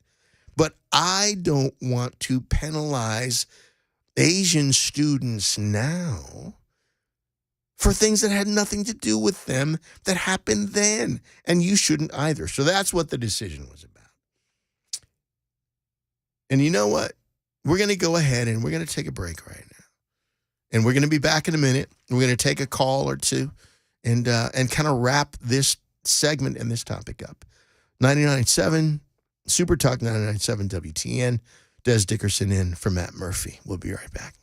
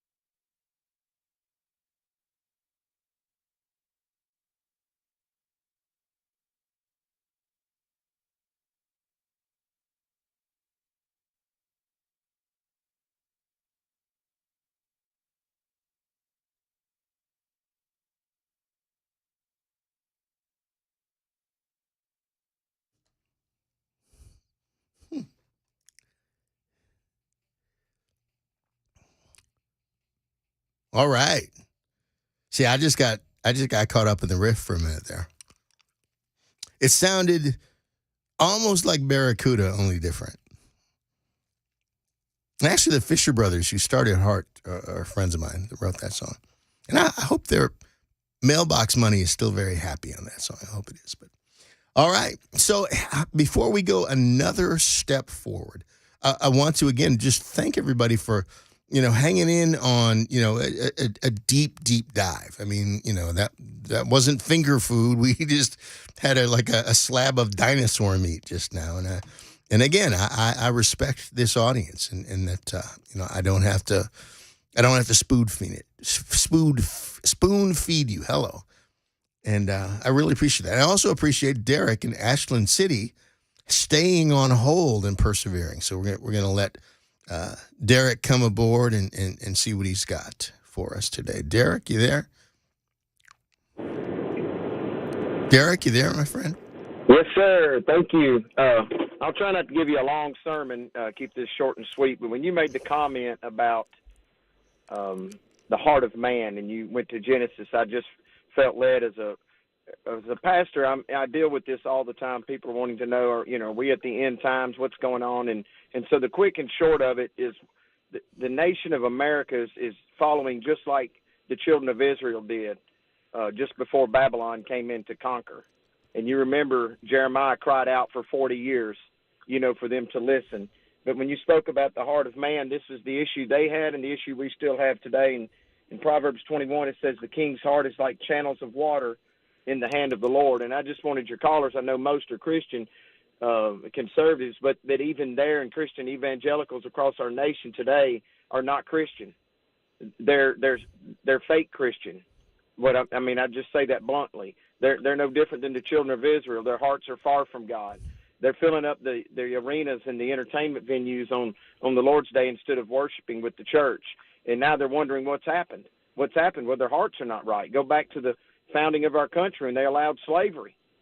God clearly said in Deuteronomy it's against his law to kidnap a man. The church should have stood up, and the church was standing up against that, but they allowed people to take over. So I'm thankful that God is still working through men like Clarence Thomas to try to, to enact his righteousness in our land. But I'm afraid that we're under a divine abandonment. And Derek, I appreciate what you're sharing, and I appreciate your willingness as a pastor to I always use this terminology. I talk about Balaam's donkey and how if God can make a donkey talk, he can make a pastor get up in the pulpit. Because I'm a pastor too, so I can say this. That's what they made me. That's why they put me up there. It's our job to bray what he told you to bray, right? So thank you for your call. And we always, again, thanks for your call. We will always have issues because God chose to work with people. He chose to take this whole thing and rest his plan in the hands of people. Because if I were God, and I've said this before, be thankful I'm not. I wouldn't have the patience. But here's the bottom line. I mean, I'm not here to determine to do the litmus test and determine who is and who isn't, because again, that's above my pay grade. And there will be a moment, just to go all the way, Bible for a second, that there's going to be a sort of a dividing line, and there's going to be enter into the joy of your Lord, and then there's going to be depart from me, I never knew you. All I know is it's not my job to determine who hears what. All I know is my conviction is I want to hear, well done, thou good and faithful servant. That's it. So as much as possible, whatever it is I believe, whatever it is I contend earnestly for, whatever it is I stand for, whatever it is I pass on to my children, whatever I share with you over this microphone, I want to be certain that as much as depends on me, I am confident that what I'm doing is articulating reality, articulating truth, and also, when necessary, saying this is right and this is wrong. Because it's not just this slippery slope of subjectivity that many want to convince you is the case. And let me, we got a few minutes here before we get to the top of the hour. This is something that occurred to me again this morning. The tactics of the media enablers of the unreality cohort and just the cohort broadly is to pressure you into feeling like not just an outlier, but an outcast. If you don't toe the line, if you don't bend the knee and kiss the ring, what's wrong with you? You're horrible. You're a hater. You're this. And so the pressure is brought to bear on the aspect of human nature. People want to be loved. They want to be liked. They want to be accepted. Want to be well thought of. All those things. So what they're trying to activate is this pathological felt need to fit in. Can I tell you something? And this is one of those things. I'm thankful for experiencing what I experienced. I'm thankful for experiencing being hated for no reason other than something I couldn't change, an intrinsic characteristic that I did not choose, because it taught me something. It taught me something about the possibilities of living your life without being defined by other people, living your life without allowing anyone to value you or to devalue you apart from what you yourself know and believe. And all I know is I'm accepted in the beloved. And, you get out your concordance and look that one up. But the bottom line is I don't need to be accepted. I don't need to be approved.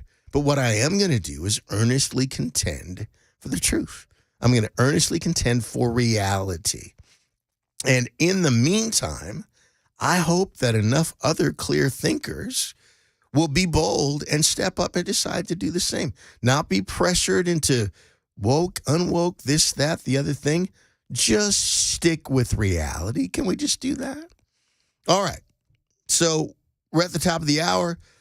Super Talk 99.7 WTN, Dez Dickerson with you today, filling in for Matt Murphy, and we will be back in a moment.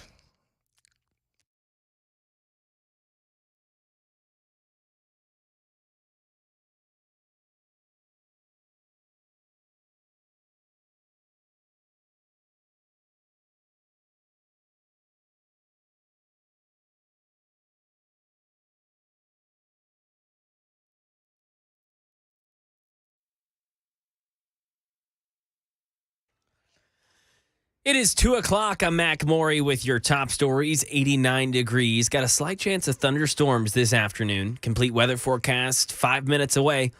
A longtime Trump aide accused of helping the former president hide classified documents from the feds at Mar-a-Lago pleaded not guilty today at his arraignment in a Miami federal court.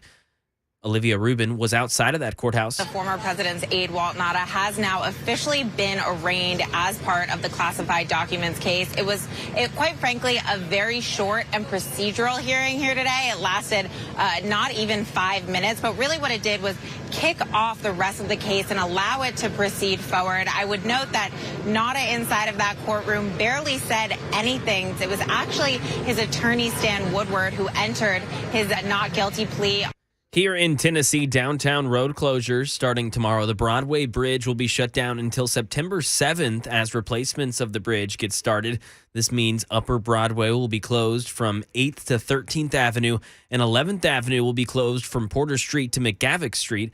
The main detour routes will be Demonbreun and Church Street. And after this 2-month period, crews hope to be completed with the new bridge so they can then work on sidewalks, bridge railing, and lighting.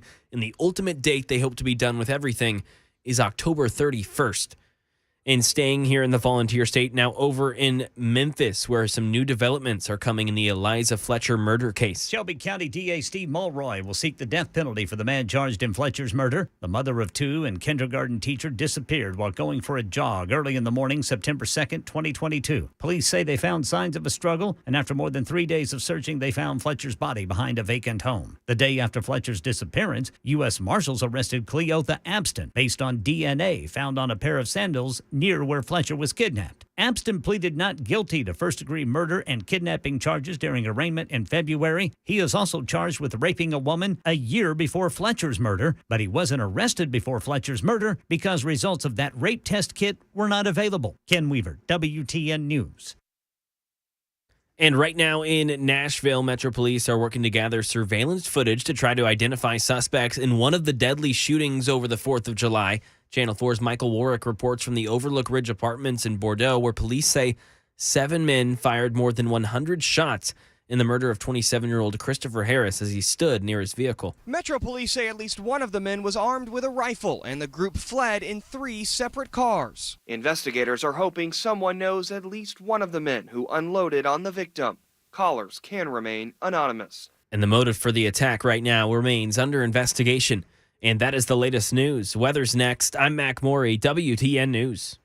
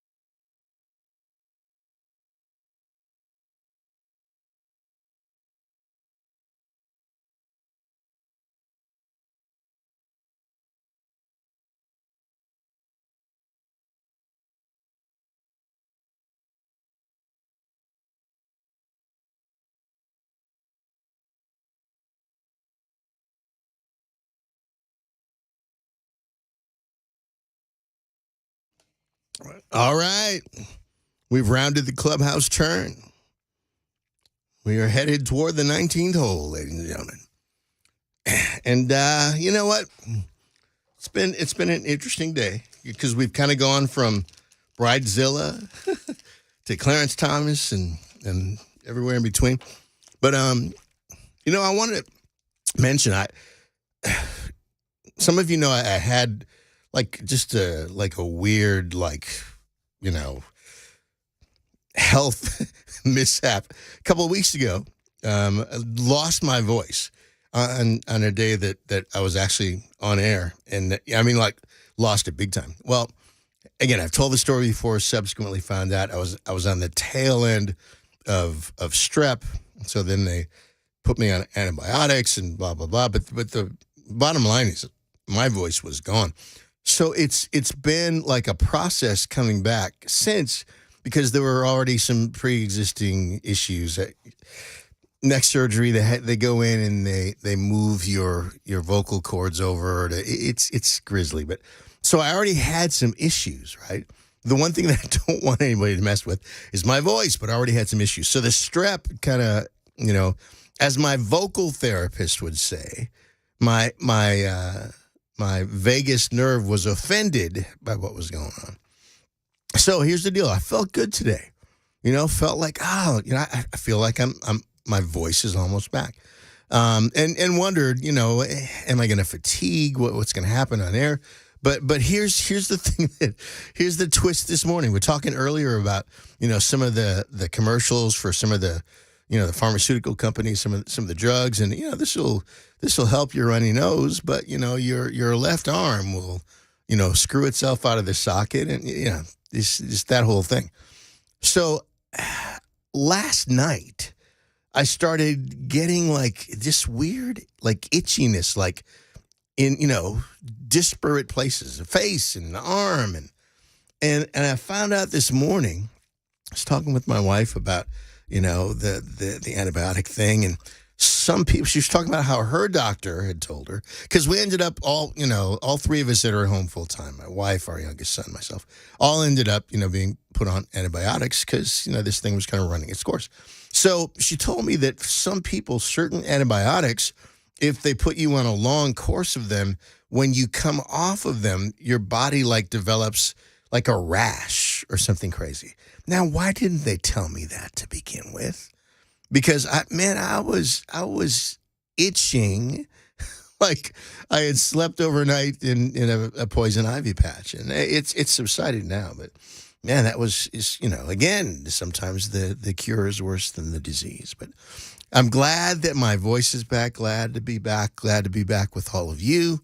And we're gonna switch gears, and we're going to over the I was going to call it the 4th of July holiday. Because we are in the 12 weeks of independence, that's what we're calling it now.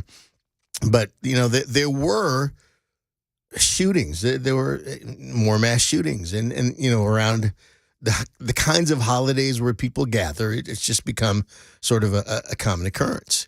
This 4th of July, there were several, but there's one in particular. There was a mass shooting, and that took place on the eve of July 4th. In, Philadelphia, the city of brotherly love, home of Larry, don't lock him up, Krasner, the DA. And, it's one of those things where at first, as is so often the case with these shootings, the information is sort of, spotty. Not much is known. They're talking about, but not much is known. So over the course of the last few days, information has emerged. And in this instance, and it was, it was horrible. 5 people were killed and 2 injured, but both of whom were children, a 2-year-old, a 13-year-old. But the shooter this time, as it turns out, wasn't a far-right ultra-MAGA extremist, as, CNN is always rooting for. Wasn't a crazed, conservative Christian zealot. Or even a xenophobic, racist, white nationalist, NRA member, gun enthusiast, none of that stuff. But as it turns out, a cross-dressing, African-American, BLM activist, they, them. Now, that's way outside the narrative. And I don't monitor ABC and NBCBS, but I kind of have a feeling they're not spending a lot of time on this. And one of the things that immediately my spidey sense went off, because for that first couple of days, it seemed like information was being withheld. And nowadays you can tell, because nobody wants to be the first one to say. When it's outside the narrative, none of them wants to be the first one to say hey, it was a cross-dressing African-American BLM, they, them. They don't want to say that because they're committed to the narrative and they want everything to undergird the narrative. So International Business Tribune, I'm not sure what the name of this publication is, but good article. The Philadelphia gunman who shot dead 5 men and injured 2 children has been identified as a Black Lives Matter supporter who shared gun-toting memes on social media. Kim Brady Carricker, 40 years old, was arrested soon after the bloodshed in the King Sessing neighborhood of Philadelphia on Monday evening, the Philadelphia Inquirer reported. Kim Brady Carricker is now facing multiple charges of murder and is currently being questioned by law enforcement officials after wreaking havoc in the streets while armed with an AR-15, a handgun. Now, I've heard that it was an AR-15-like firearm. I mean, that'll have to be confirmed. And wearing a ballistic vest. Police haven't yet publicly disclosed the suspect's identity, but Kim Brady has been identified as the suspect by sources on the police department, or in the police department. So it goes on to say, Kim Brady Carricker, man, I'm having some like Freudian craziness here. Kim Brady Carricker is reportedly a cross-dresser and an active BLM supporter. He shared 2 pictures of himself on Facebook wearing, let's just say, wearing women's stuff. And his hair is long and braided and obviously intended to look like a woman. So Kim Brady is also known to regularly express support for the BLM movement on his social channels. This includes showing solidarity for the workers who participated in the strike for Black Lives back in July of 2020. So here's the bottom line. There are pictures of him. There's one picture of him in particular holding a pistol with the caption, "Wherefore art thou opposition, so I may slide upon thine block and runneth down on thee." He's kind of a precursor, it seems. So, and he also talked about evil spirits. He had posted eerie articles to Facebook titled, "How do you know if an evil spirit is following you?" as well as a photo of a map listing historic Black massacres throughout the U.S. with the caption stating, "We kept the receipts." So clearly, issues abounding with this individual. But here's the point that I wanted to go to. See, we were told by the cohort that if we did not support and participate in their gender agenda, that we would be responsible for millions of kids taking their own lives. I'm being blunt, but that's what they said. And that's still what's being said. That if you don't openly support and enable the agenda, that the blood is on your hands. And see, here's the reality, though. Lives are being lost, and some of them are little children. But not because of your opposition as a clear thinker to the gender agenda. That's not the reason. Because the agenda is going unchallenged in the most important and significant ways. Now, there lies the problem. I said this last week because we had a guest on, 20-year Navy SEAL, military veteran, wanted to be in the SEALs because they were the toughest of the tough. Retired from the military, came out, a psychological professional, convinced him that his problem was he actually was a woman trapped in a man's body. He transitioned. One person with their unconditional love and commitment to him convinced him that, no, they lied to you. And he transitioned back. Well, he was a guest of ours last week. Interesting man.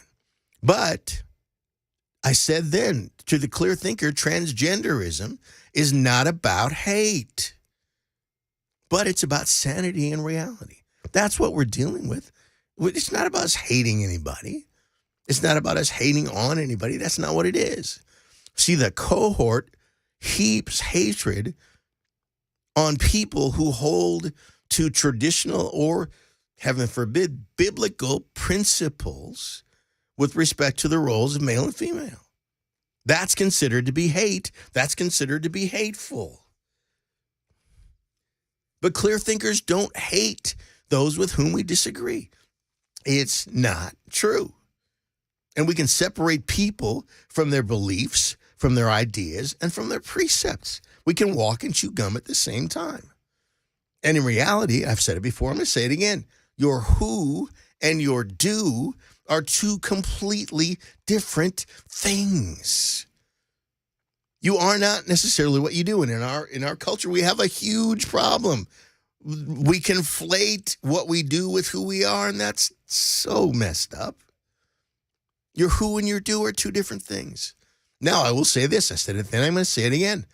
The challenge for those committed to earnestly contending for reality in this specific area, it lies in separating people from their practices. See, that's a much greater challenge to human nature. In all our built-in biases and prejudices, all the stuff we talked about last hour. Separating people from their practices, that's much harder. So here's the deal. We disagree and take issue with the ism, not with the people. We disagree and take issue with the ism. If I don't agree with your ism, that's okay. I'm not rejecting you. I believe in loving and valuing people irrespective of their isms. Now, if their ism puts them squarely in a place where me being supportive of the person means me crossing lines of excusing dangerous behavior, etc., then there's a rethink there. But separating people from their practices, that's the only way we can do this. See, to the degree that cohort chooses to conflate our right as clear thinkers to our own perspective, as long as they choose to conflate that with hate, well, to that degree that they become the haters, which is, again, a common unreality cohort tactic. They accuse you of the thing they themselves are guilty. They accuse you of being the hater when they're hating. They accuse you of being the problem when they are creating a problem. It's different. So we're seeing the opposite of what they told us would happen, though, if we didn't acquiesce to the social extortion. They told us the opposite was going to happen. So we're going to talk more about this after the break. And there's more to be said. So, Super Talk 99.7, WTN, Dez Dickerson in for Matt Murphy. Thanks for being with us. We'll be right back.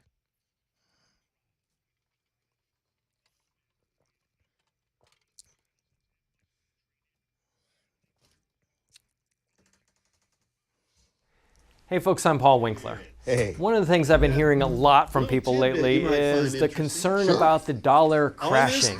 And you'll see this out there on the internet all over the place, articles written about it. And the idea is that the Russian and Chinese, those countries are looking at getting together and creating their own currency that will compete against the U.S. dollar as a reserve currency. Now, for many, many decades, there have been other currencies that have been trying to vie for that status. And there's a possibility that you're going to have some that are going to encroach on that a little bit. But is it that big of a thing to worry about? Well, number one, last year, the Chinese currency made up very little of any kind of world trade, number one. But what is it that's really going on underneath the surface? A lot of it is trying to sell you newsletters and investments that you probably ought to stay away from. For example, one of the things I see is, well, you ought to buy gold because the dollar's going to crash. And you see all of these commercials out there, and I say, well, wait a minute, wait. They're trying to get you to buy gold with your what? They're looking to take your dollars. If they really believe what they're saying, why would they take your dollars for their gold? Number one. Number two, how do you protect yourself against these valuation changes in various currencies? Well, let me explain it this way. Let's say that you had a currency called the clam. Okay, and you had a country that had one clam and you could exchange it for $1 at any one point in time. Let's say that that's the case. And you had a widget that was sold by this country, and you could buy that widget in that country for one clam. So you take your $1, you exchange it for a clam, and then you got your widget. Now, what if the dollar weakens? Well, what happens now, this clam is the same, right? Nothing different here. It's the same deal.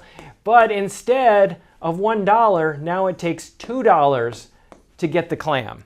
Now, what happened? Your widget just doubled in price from your perspective as an American. Well, how do we use this to our advantage? As an investor, we want to make sure that we don't just myopically only focus on U.S. stocks. And that's a big mistake investors made from 2000 through 2010 and other periods in history, in the 1970s, the late 1980s, and so on and so forth. What we want to do is we want to make sure that we have good international diversification, because if the dollar weakens, then those international investments go up in value. So it's very, very important to know how globally diversified you really are as an investor. You want to learn more? Call us up for a free 15-minute consultation at paulwinkler.com, paulwinkler.com, and we'll walk you through what we do and see if we can be of help to you, the investor Former out there Donald Trump that is aide so often pleading being sold not things that they guilty really in don't classified need to be buying. materials case. Floods getting cleaned up over there in Chicago. And a big baby in Tennessee. Those stories and more coming up 30 minutes after the hour of 2 o'clock. I'm Mac Morey right here on Super Talk 99.7 WTN. See, now I'm going to be on pins and needles with the tease about the big baby. How big? That means it was a good tease. Yeah, it was a great tease. What in the world? Was he like 58 pounds? Now I got to stick around. I got to stick around anyway. But I want to find out. Yeah, you're here anyways, Des. You ain't going nowhere.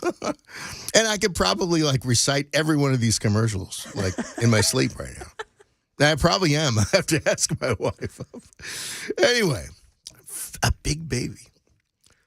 And this is, okay, by the way, this is why, and this is a mea culpa for the audience, I don't, when I'm on the air, I don't look at the super text line, because I could so easily be pulled off into the weeds and squirreled by reading the text. Once I get locked in, if I don't stay locked in, I'm watching old Popeye cartoons at some point. I'm just gone. But I do get intrigued by things I hear on the news. And for example, the dude that three dudes rolled up on him in the parking lot somewhere in town, and they all left in separate cars, which that was incredibly tactical on their part. But they shot him. They shot 100 times. 100 rounds. 100. I mean, that's some Matrix stuff. Slow motion. I mean, that's crazy. Crazy. So I think they were upset with him. I mean, I would guess that. They had a bone to pick. Yeah, there was some beef there. But anyway, it's the world we live in. It's the world we live in. So speaking of which, talking about Kim Brady Carricker, now, and here's the thing. The police, the Philadelphia police, have been using pronouns. They've been referring to Kim Brady as they, them. And I'm going to leave it at that. I'm not going to go down that road, other than, again, the pressure to conform. How far does it run? So, talking about the fact that we disagree and take issue with the ism, but not with people. But irrespective of that, the reality is we're seeing the opposite of what we were told by the cohort would happen if we didn't acquiesce, if we didn't let them, teach what they want to teach in the schools and do what they want to do in the community and all. And again, don't hear what I'm not saying, not talking about hating anybody. But no, I don't have kids in public school. I've never sent one of my kids to public school. I just chose not to. But if my child was in a public school, and you're bringing the drag show into the library and making it a school assembly, well, now I'm going to have a beef with that. But this is the opposite of what they told us would happen. If we just went along with it, just give us what we want, no one will get hurt. Well, that's not true. And while it's not a pervasive trend, mass shootings and horrific crimes are being committed by the non-binary against the binary. I don't expect to hear him talking about that. I don't expect Anderson Cooper to do a show on that. But it's what's happening. And again, I'm not saying it's pervasive. I'm not saying it's happening on every street corner in every city. That's not the case. But it's happening enough. There's enough of a sample size here to go, wait a minute. If something's walking like a duck and quacking like a duck, we better start thinking duck. Here's the deal. When you sanction and encourage unreality, it informs outcomes that are the opposite of those desired. That's what we're seeing. Why? Because unreality can never produce sanity or reality. Everything produces after its own kind. If you plant apple seeds, it produces an apple tree.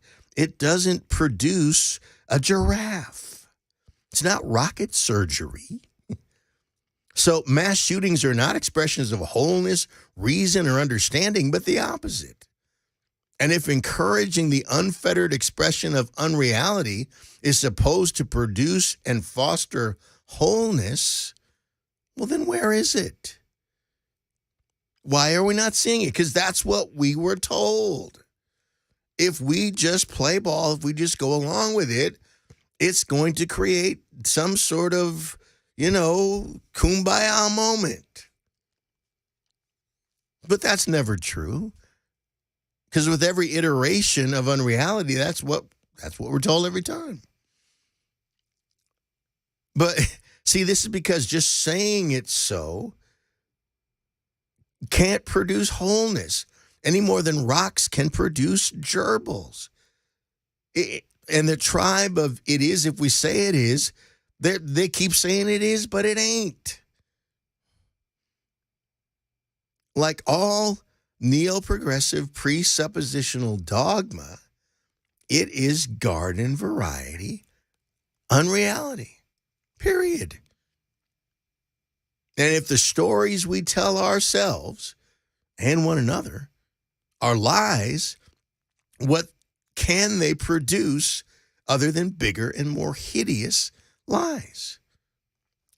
Every lie has a shelf life. Every one. And when it expires, things don't end well. Man. Super Talk 99.7 WTN, Dez Dickerson with you today. And we're again heading toward the 19th hole. Hang in there with us. We'll be back in just a moment.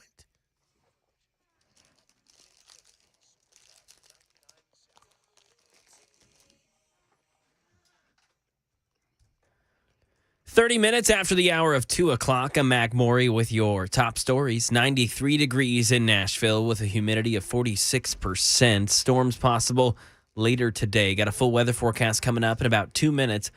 Walt Nauta, former President Trump's longtime aide that has been accused of helping Trump move and hide boxes of classified material, has pleaded not guilty in a Miami court today.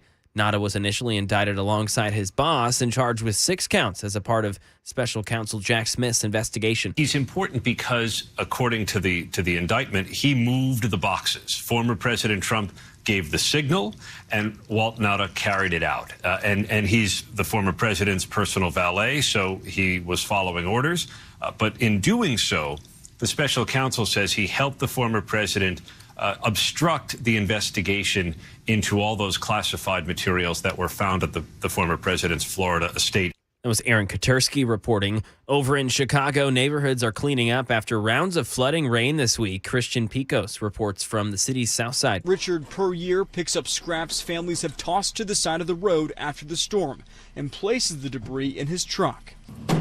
People be cleaning up for a week or more because it's a mess. While Tony Bailey says she is still processing what is going to come next after her Avalon Park home flooded near 85th and Woodlawn. She says her community kindly helped her clean up. It broke me down. I was waterworks. Legislation news here in the volunteer state. Pieces of the new law that raises Tennessee teachers' base salary to $50,000 by 2026 and 2027 are on hold. News 2 says a 3-judge panel has temporarily blocked the part of the law that prohibits the teachers' union from automatically deducting union dues until there's a hearing scheduled for July 13th. The teacher pay stipulation is still intact. And a big baby in Tennessee. Channel 4 says that a newborn in Williamson County weighed in at an admirable 13.2 pounds. The baby was born on America's birthday, July 4th. And that is the latest news. Weather's next. I'm Mac Morey, WTN News.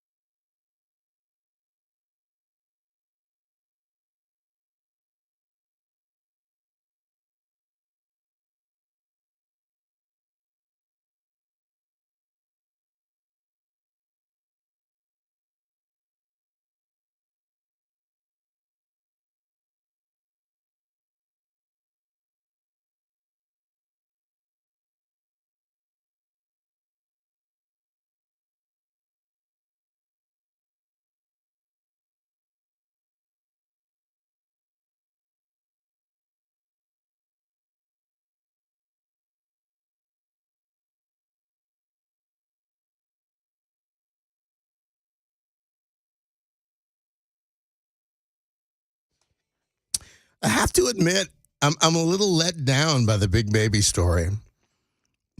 I was expecting it to kind of be more sort of Guinness Book of World Records big.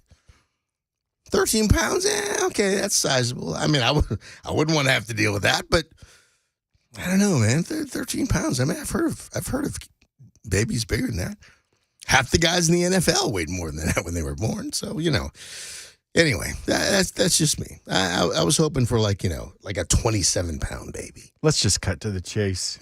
Mac, you've disappointed Dez, and we can't have that. Oh, you were underwhelmed. I was underwhelmed. Well, considering you said something like 57 pounds, I was a little nervous about that, I think. Okay, so I overshot a little bit with the 57 pounds. Maybe just a tad. He set you up for failure.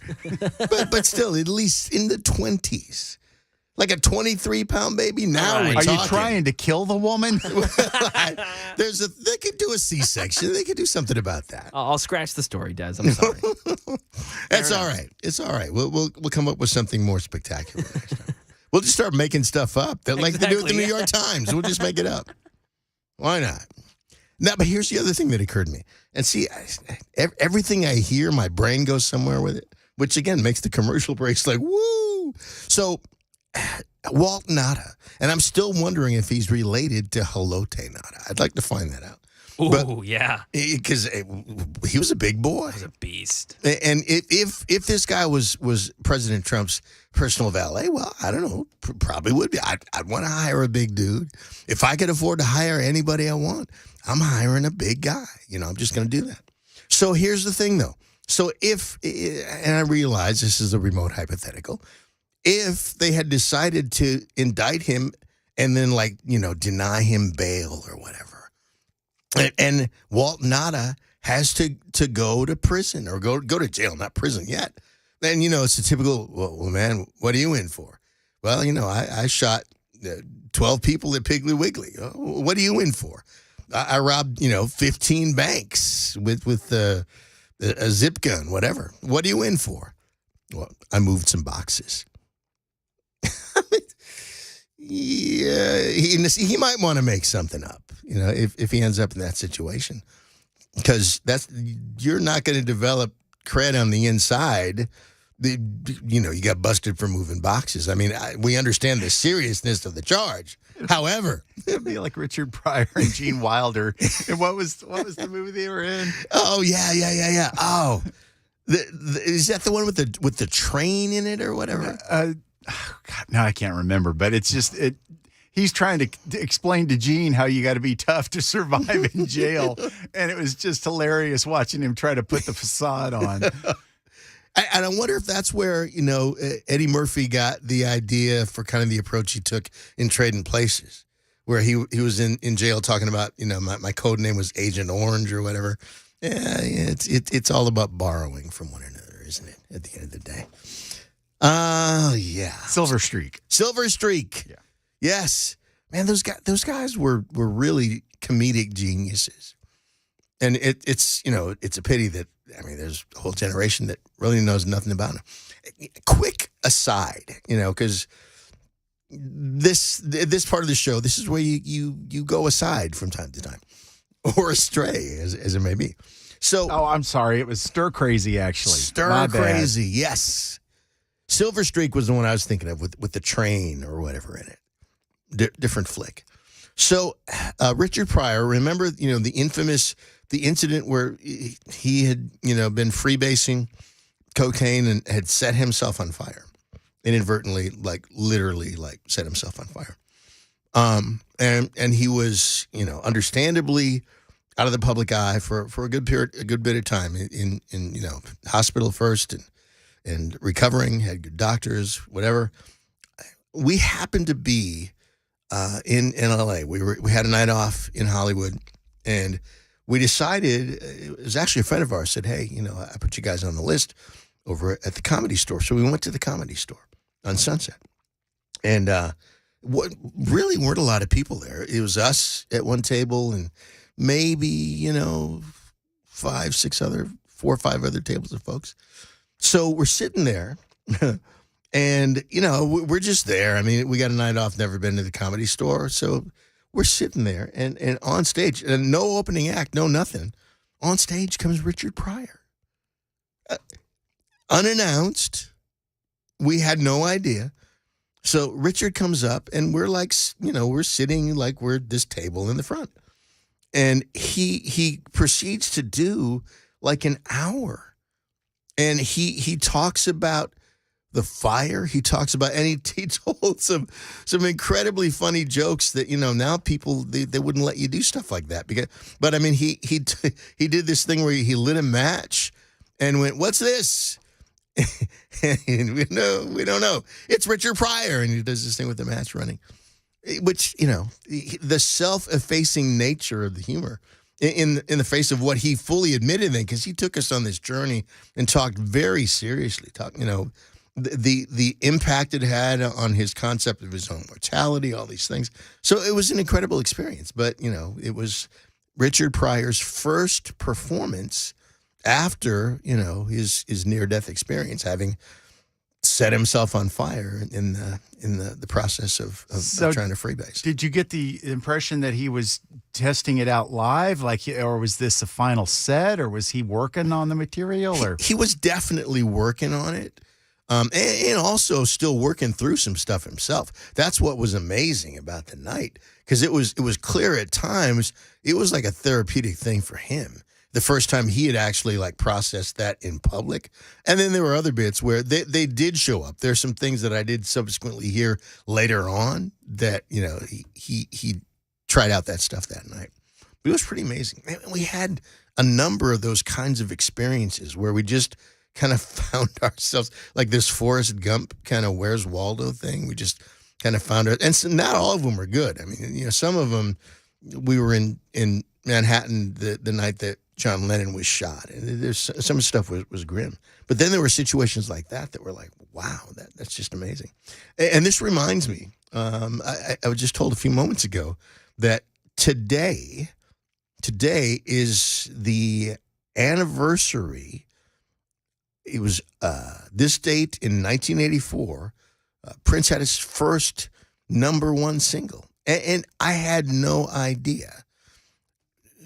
When Doves Cry, first #1 on this date in 1984. I had no idea that was the first #1. I mean, I've got some discs at home that we literally have sitting on the floor. That's how much I stand on Pomp and Circumstance. But yeah, and there's some albums that sold well. There's platinum, double platinum things prior to that. But that was the actual first #1 radio single, and I had no idea. I have a story about the song. I don't know whether or not to tell it, and I know that's a horrible tease. But I left the band, but I was managed by the same management company, and Prince was kind of involved in my, taking off and trying to do a solo thing. And so we had been touring, opening for Billy Idol. And we had a couple nights off the tour, and we headlined a couple of our own shows. So we were playing at this place called the Palace in Hollywood. Not the old Palace, but this was like a new joint. And so Prince was in town finishing up like some editing and things with respect to the film Purple Rain. Shooting was finished. It was in post-production. He was still writing songs.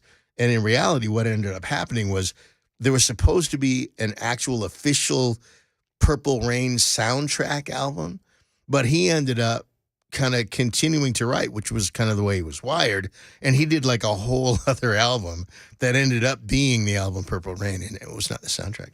So he came to our show, and there was a song that we'd been working on, with my band, we'd been working on, and we played it for the first time that night. And he heard it, and he really loved it. He would not stop talking about this song. So here's, and I've said this before, and if he was sitting across from me, I'd say it and he'd smile because he knows it's true. Part of the genius of Prince, as is the case with a lot of folks that kind of achieved that sort of iconic status, is he knew a good idea when he stole it. That's just true. And it's understanding how to take the sort of that kernel of inspiration and kind of make it your own and turn it into something that, completely different that no one's ever heard before. So there was an aspect of this song. The song was called She Loves to Video. And he heard it and he loved it. And he would do this often, where he would hear something and he was constantly interfacing with the sounds in his head and writing things and recording whatever. Well, he ended up borrowing from the song. I don't think it was a purposeful thing. I don't think it was malicious. But now I know his first number one song, if it hadn't been for the fact of him hearing She Loves to Video, I don't know if that song would have happened. Because When Doves Cry actually was kind of lifted from this other song. And this story's been told before, and the whole sort of international fan club is well acquainted with it, but I've never told the story before. And if anything happens to me, if I disappear mysteriously, you'll know what happened. Super Talk 99.7 WTN. Dez Dickerson with you in place of Matt Murphy, and we will be right back.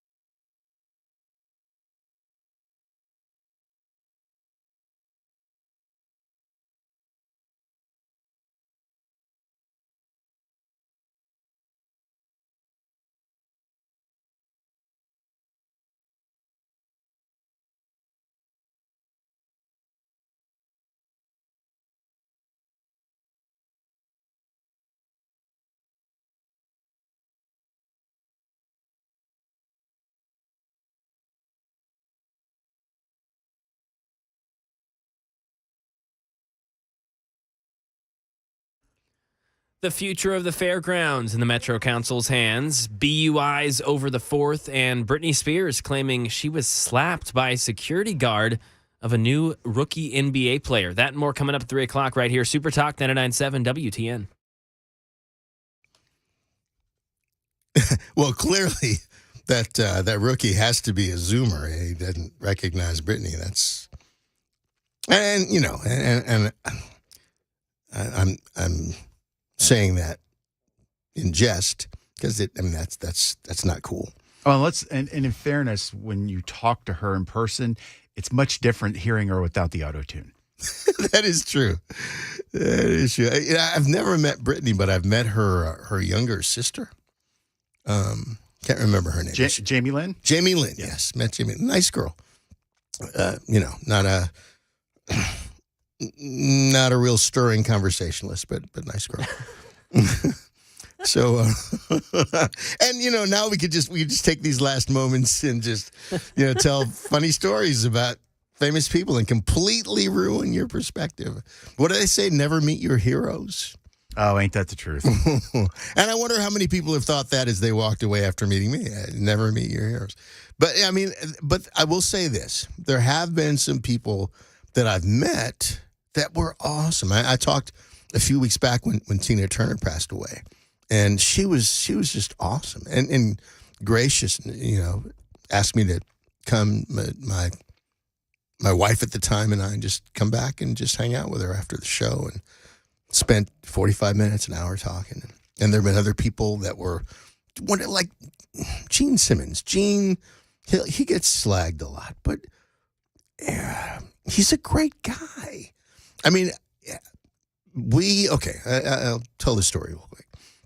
Back before Kiss had publicly taken the makeup off, and it was still Kiss, the guys in the makeup.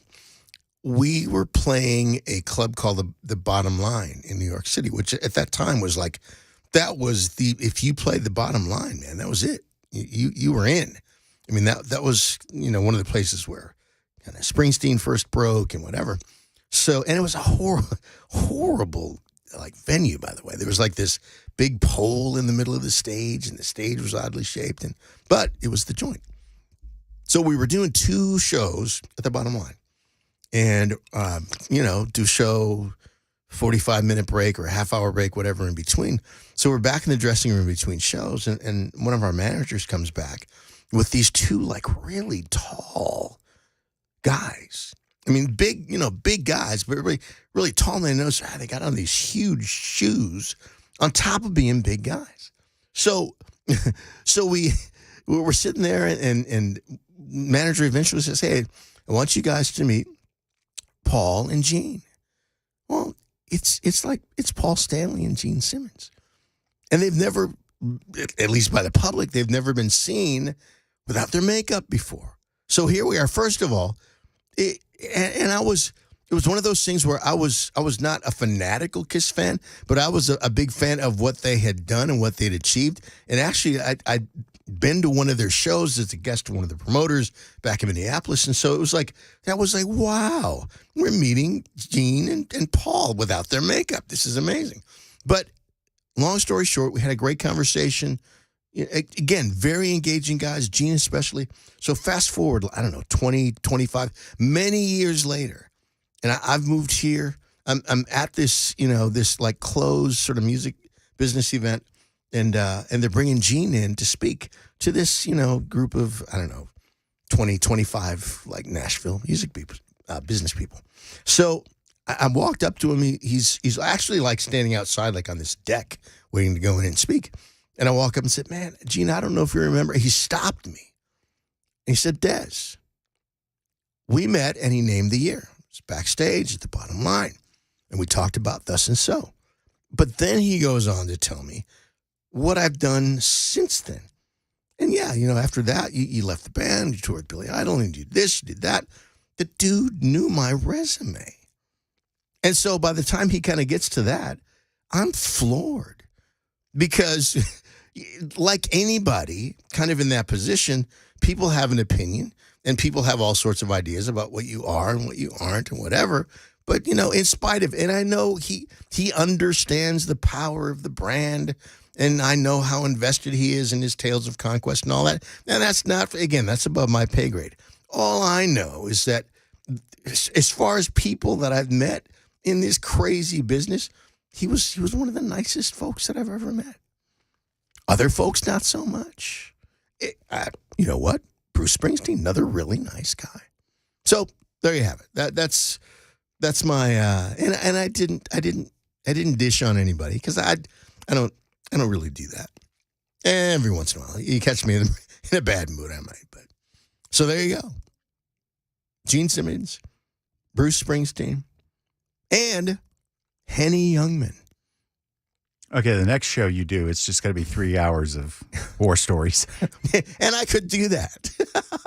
And it would put a lot of people to sleep, but it's one of those funny things. We have this game that we play sometimes in the car in our family where, if we're listening to like one of the satellite stations that, the programming is, sort of era specific, whatever, we'll do it's like a version of the Kevin Bacon game.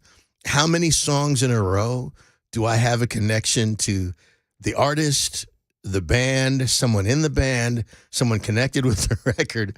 And I think our record was like 20-something songs in a row. Now, how many degrees of separation do you allow? Is it 6, like with the Kevin Bacon game? It's pretty much even more strict than that. It's kind of like 3 degrees. Okay. If I have to get beyond 3 degrees, well, come on, man. That you just happen to be in the room. It doesn't really count. Yeah, it doesn't really count. No, it's got to be for real. It's got to be, some kind of serious. Because again, the whole thing, it is Where's Waldo? And I consider myself to be just a fortunate guy. It's Balaam's donkey, Where's Waldo, and Forrest Gump, and I got to go on Mr. Toad's Wild Ride, and that's all fun and games. Best of times, worst of times. At any rate, though, pleasure to sit in for Matt, and pleasure to be with all of you. I'm going to be back next week in the 9 to noon slot, with which I'm more familiar. I believe on Tuesday and Friday of next week. So, if I haven't completely freaked you out, well, you need to tune back in on Friday because it's Freak Out Friday. But we'll get to that. But it's been great. So glad to be with you. We'll see you next time. Super Talk 99.7 WTN, Dez Dickerson. We'll see you later.